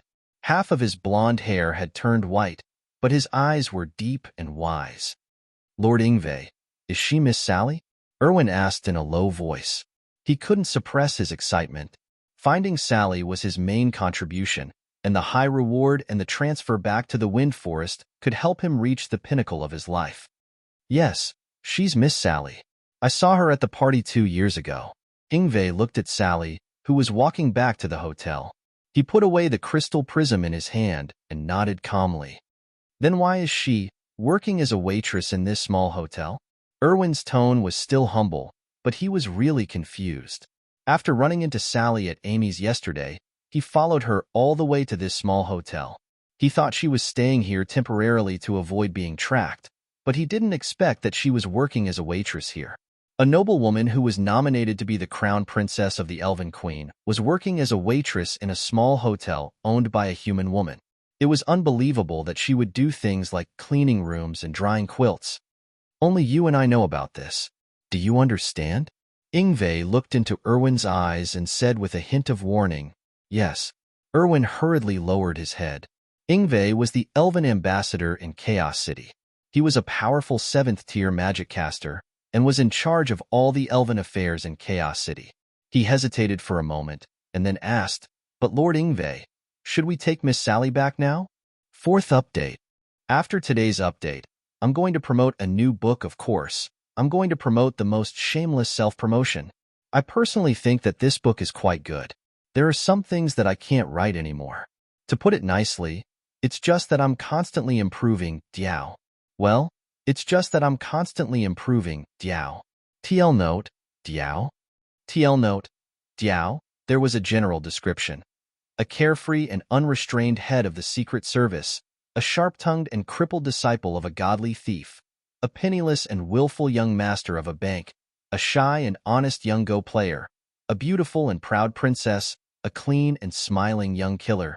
In this martial world, in this imperial court, there was never a dull moment. Let's just treat it as a wuxia story. Well, it's mainly because this book hasn't been subscribed to more than 100 copies. It's always been my obsession.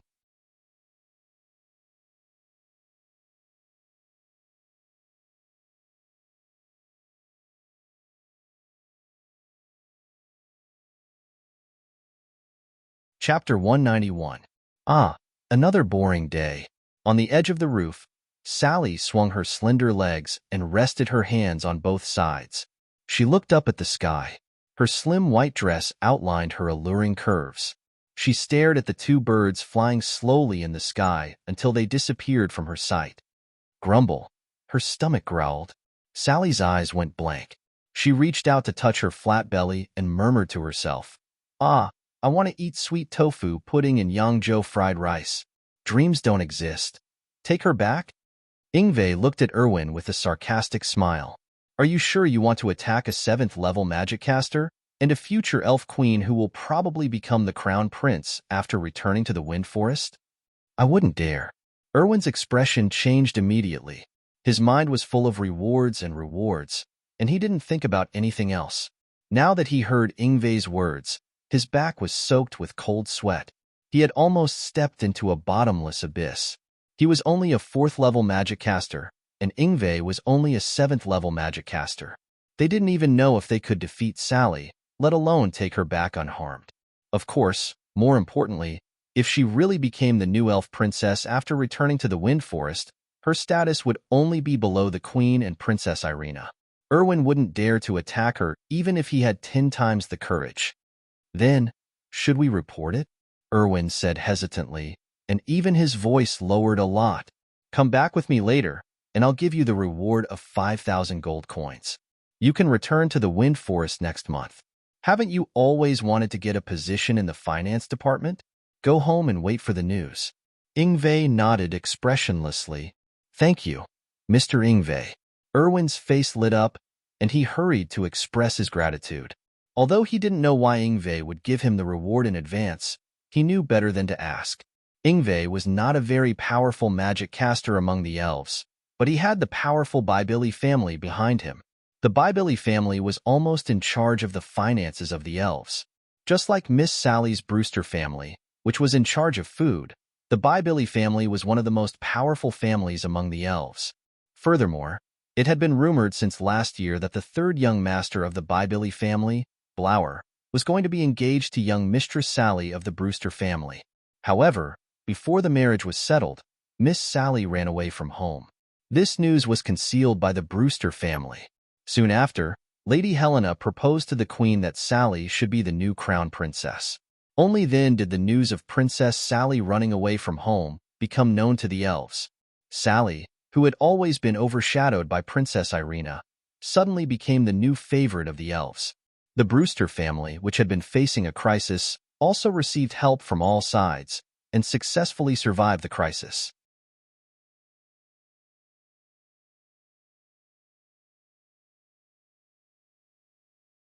The marriage between Sally and the Bybili family also became a miraculous event. Many people speculated that Sally's running away from the Lee family was a direct protest against the marriage. No one could force a future empress to marry anyone, not even her father. The elves' long lifespans meant that they had more time to find a suitable partner. This could take 100 years or even 200 years, so there was no rush. Many people were gloating over the Bybili family's misfortune. If they had been able to marry Sally last year, the Bybili family would have become the most powerful family in the elven race. However, as long as the elders of the Brewster family weren't out of their minds, they definitely wouldn't urge Sally to get married. If she didn't get married, she would still be a member of the Brewster family. Erwin wasn't stupid, and he knew what was going on. However, he was just a small fry, and he couldn't get involved in the matters between two major families. However, since Ingve had offered him a position in the finance department, he had no choice but to keep his mouth shut. Let's go. Ingve took one last look at the roof before turning around. In a study in the Elven Embassy, Ingve looked on as Erwin excitedly left with a heavy box. His brows furrowed, but they quickly smoothed out. He raised a hand, and a gust of wind blew past, and the door was gently closed. The Brewster family isn't very honest. Young master, this is all I can do for you. Ingve sat down in front of his desk, picked up a quill, and began to write a letter. After pressing the last dough to the side, Meg looked at the hundreds of dough that were spread out beside him, and a smile appeared on his face. Although his arms were a little sore, compared to before, he had to rest after rubbing for a while. Today's speed was very impressive, and the quantity had almost doubled. Next, it's time to make the tofu pudding. Meg turned his gaze to the juicer beside him. The juicer had a diameter of 30 centimeters and a height of 60 centimeters, and it could squeeze out enough soy milk for a pot of tofu pudding at once. After soaking in the juicer for more than 8 hours, the soybeans became plump and glossy. The demand for tofu pudding seems to be getting higher and higher. It's good for the restaurant's development to have some limited edition dishes. Seeing the soybeans being crushed in the juicer and the white soy milk flowing everywhere, Meg's eyes suddenly lit up. System, what do you think of the matter we discussed yesterday? He asked in his mind. Why don't you remove the thank you column from the wheel? The system believes that all the lucky draws should have a certain probability of no prizes. Only then will the lucky draw become interesting. Otherwise, it would be better to call it 1 out of 5. What kind of lucky draw is that? The system replied. Hee hee. Meg pursed his lips.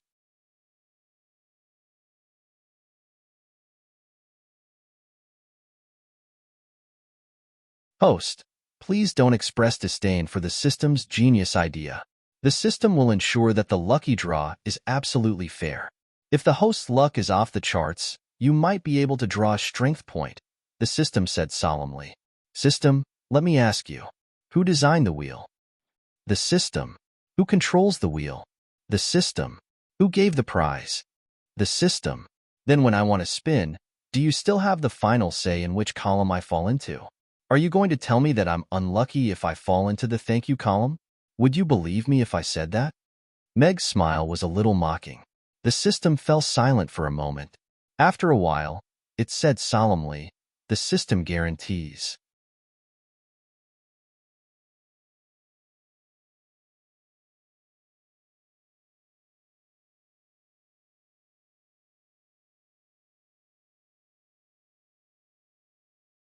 Chapter 192. The system fell into silence. After a long while, it said, "You're embarrassing me. I'll pay for the wheel myself," Meg said calmly. "Deal. Crazy wheel. 3 gold coins for one." The system's voice suddenly became cheerful. "I say, ding. Pre-order successful. Ding. Payment successful. Ding. Ordering in progress. You win." Mag raised an eyebrow as he listened to the system's cheerful triple payment. However, 3 gold coins were nothing compared to the reward. It seemed that he would have to be more careful when talking to the system in the future. This guy's nose for money was even more sensitive than a dog's. The reward was set by the system. Although he was already ordering the wheel, it probably wasn't going to tell him what the reward was before he completed the mission. Mag calmed himself down and began to make the tofu pudding seriously when he heard the notification that the soy milk was ready. "Big Sister Luo Xia, is what you said true? Can the tofu pudding really remove the black spot on my face?" In one of the carriages, a young girl wearing a long black dress, a black cloak that covered her entire body, and a black veil hat on her head asked in a somewhat nervous yet somewhat expectant voice. Her voice was clear and pleasing to the ear like glass. Her light golden curly hair almost reached the ground, and the black veil covered her face. Even though she was in the carriage, the veil only parted a little, revealing a pair of light purple eyes, which were like the purple clouds when the sun just came out in the morning. She looked at Luo Xia, who was sitting opposite her, with hope in her eyes. "Of course it's true. Gloria, you're so beautiful. But you have to wrap yourself up like this every time you go out. My heart aches when I see you like this. If you remove the veil, all the men in Chaos City will go crazy for you." Luo Xia looked at the girl with pity. She gently held the girl's hand, which was so white that her veins could be seen. "It will scare people." Gloria lowered her eyes, and her voice was a little sad. She unconsciously wrapped the veil tighter around her face and even covered her eyes. "It won't. Trust me, this thing I brought you here to eat can really remove that black spot. You won't have to wear a veil out in the future." Luo Xia's hand tightened, and she reached out to roll up her clothes a few times, revealing the scary scar on her forearm. She smiled and said, "Look, I've only eaten 2 servings of tofu pudding, and a quarter of the scar has disappeared. The new skin is no different from normal skin. It's really smaller." Gloria couldn't help but exclaim as she looked at Luo Xia's arm, and her eyes lit up with hope. "Father, school's over." At around 11:15 a.m., Amy's voice sounded from outside the door. Ugly Duckling, who was sleeping outside the door out of boredom, immediately got up and began to meow excitedly at the door. "Ugly, ugly Duckling."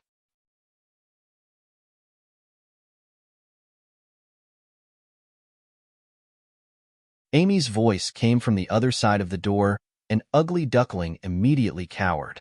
It turned around and cried into the kitchen, "Take it out and get ready to eat." Meg put the Yangzhou fried rice on a plate and said goodbye to Yabamiya. He took off his apron and walked to the door with a big smile on his face. "Ding-ling, Father." The bell rang, and Meg opened the door. Amy rushed in immediately. Meg hurriedly squatted down and hugged her. He twirled her around with a smile, lifted her up high, and then gently put her down. "It's so fun, Father. Lift me up high, lift me up high."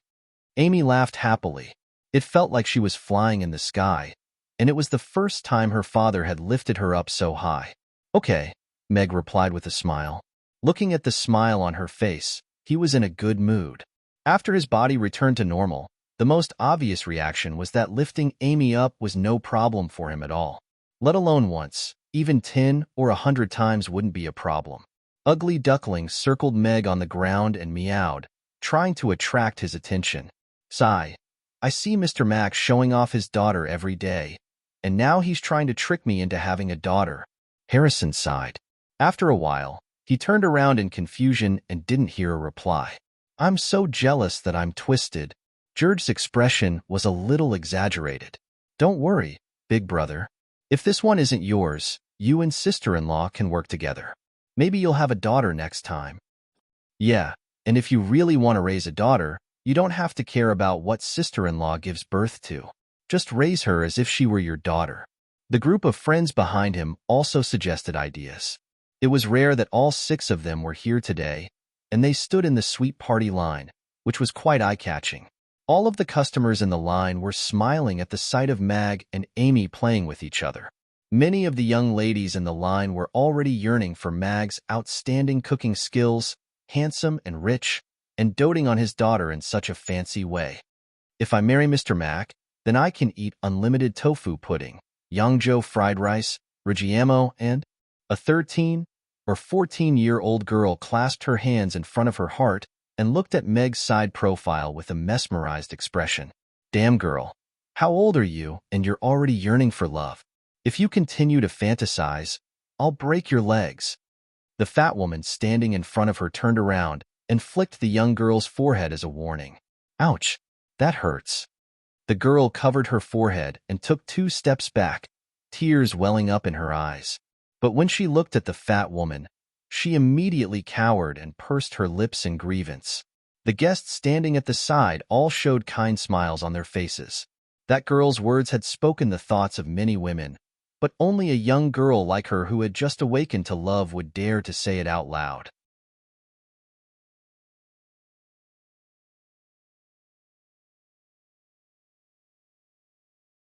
The line was automatically divided into 2 groups. Julian was already standing at the front of the savory party line, while the sweet party line's first spot was empty. Even the earliest ones didn't dare to sit in the first row. Little guy, you ran too fast. Crassus walked over with his magician's staff. He was panting slightly. It seemed that catching up with Amy had taken a toll on him. Thank you for bringing Amy back, Meg said gratefully to Crassus as he put Amy on the ground.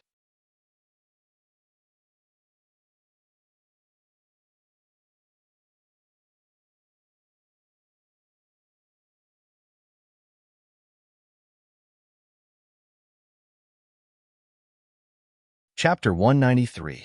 We're of the same age. You'll know who's better if you look at yourself. Crassus naturally stood at the front of the sweet party. He took a look at Julian, and his aura was no weaker than his.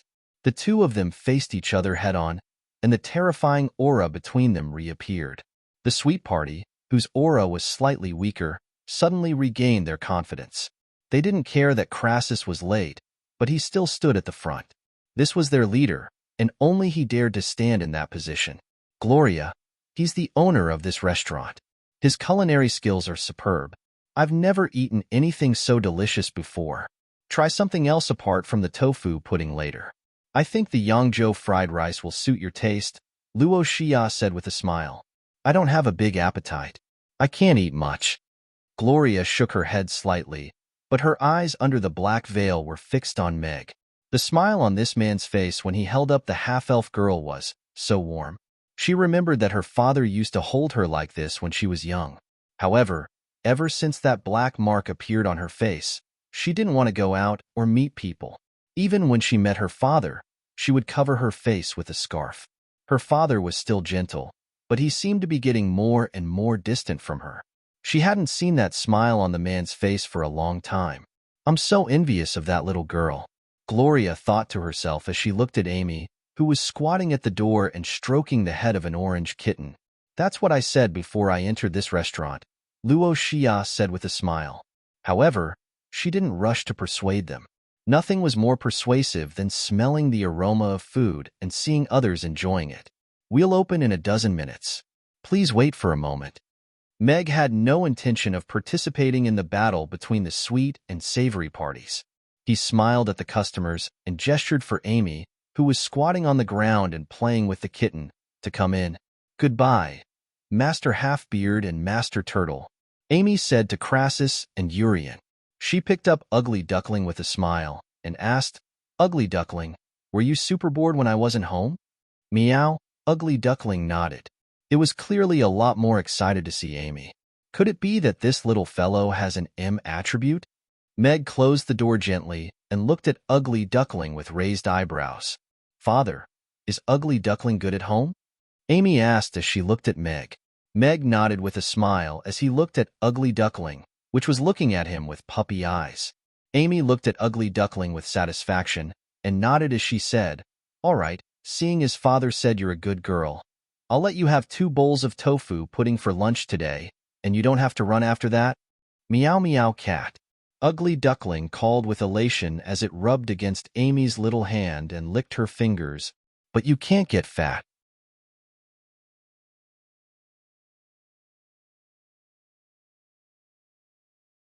"If you get fat, I won't be able to carry you," Amy warned with a serious expression.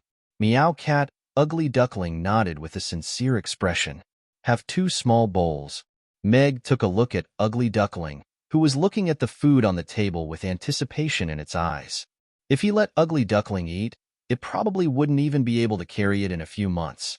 The fat of an orange cat couldn't be underestimated. Ugly Duckling was most likely only able to understand 2 bowls. However, Mag was only referring to small bowls. If it were the large bowls sold in restaurants, then Ugly Duckling would most likely be overdosed after 2 bowls. However, it would be fine if it used its own 2 shallow bowls. He went in and scooped 2 small bowls of tofu pudding for Ugly Duckling, 1 sweet and 1 salty.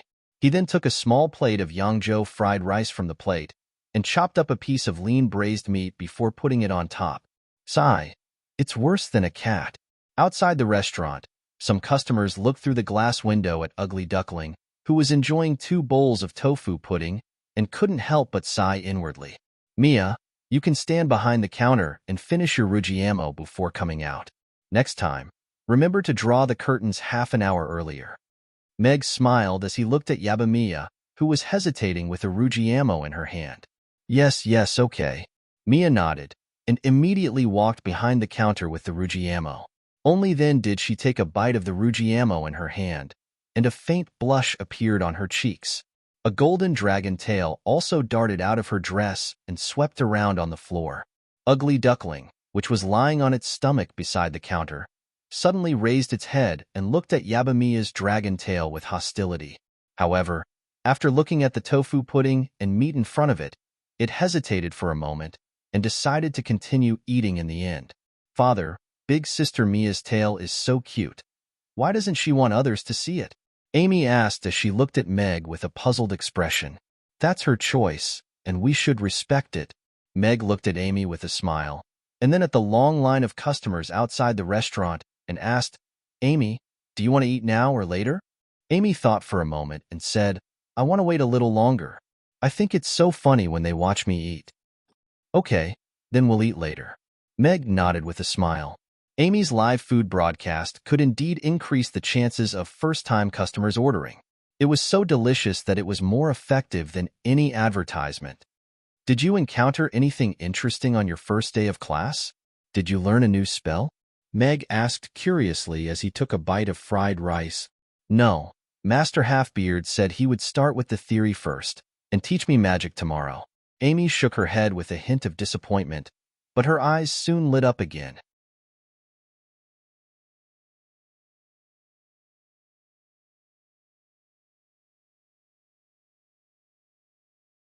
"But I want to play with Daphne after class, and I had so much fun."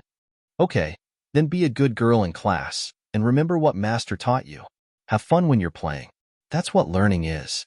Meg reached out and patted Amy's head with a smile. As expected, it was so simple to make children happy. "Okay, I will." Amy nodded earnestly. After lunch, Meg brought Amy 2 bowls of tofu pudding and a Rugiamo. It was just about time for the restaurant to open, so he walked to the door and opened it with a smile. "Welcome, everyone." The argument about the salty and sweet food immediately died down. Crassus and Julian walked up the stairs side by side and said almost at the same time, "A sweet/savory tofu pudding." They glared at each other and then ordered their own food. The customers filed in, and many of them imitated Crassus and Julian. However, when it was time for Harrison and the others to enter, the sweet party crushed them. 6 people entered one after another, and the savory party couldn't squeeze in from the side, You're tuning in to the Romance Rendezvous YouTube channel. We're so grateful for your support, and don't forget to subscribe to join us on this incredible journey through captivating stories. Your generosity through donations truly makes a world of difference, as it's the primary source of revenue that allows me to expand and enhance this channel for you. Thank you from the bottom of my heart for being a part of this adventure.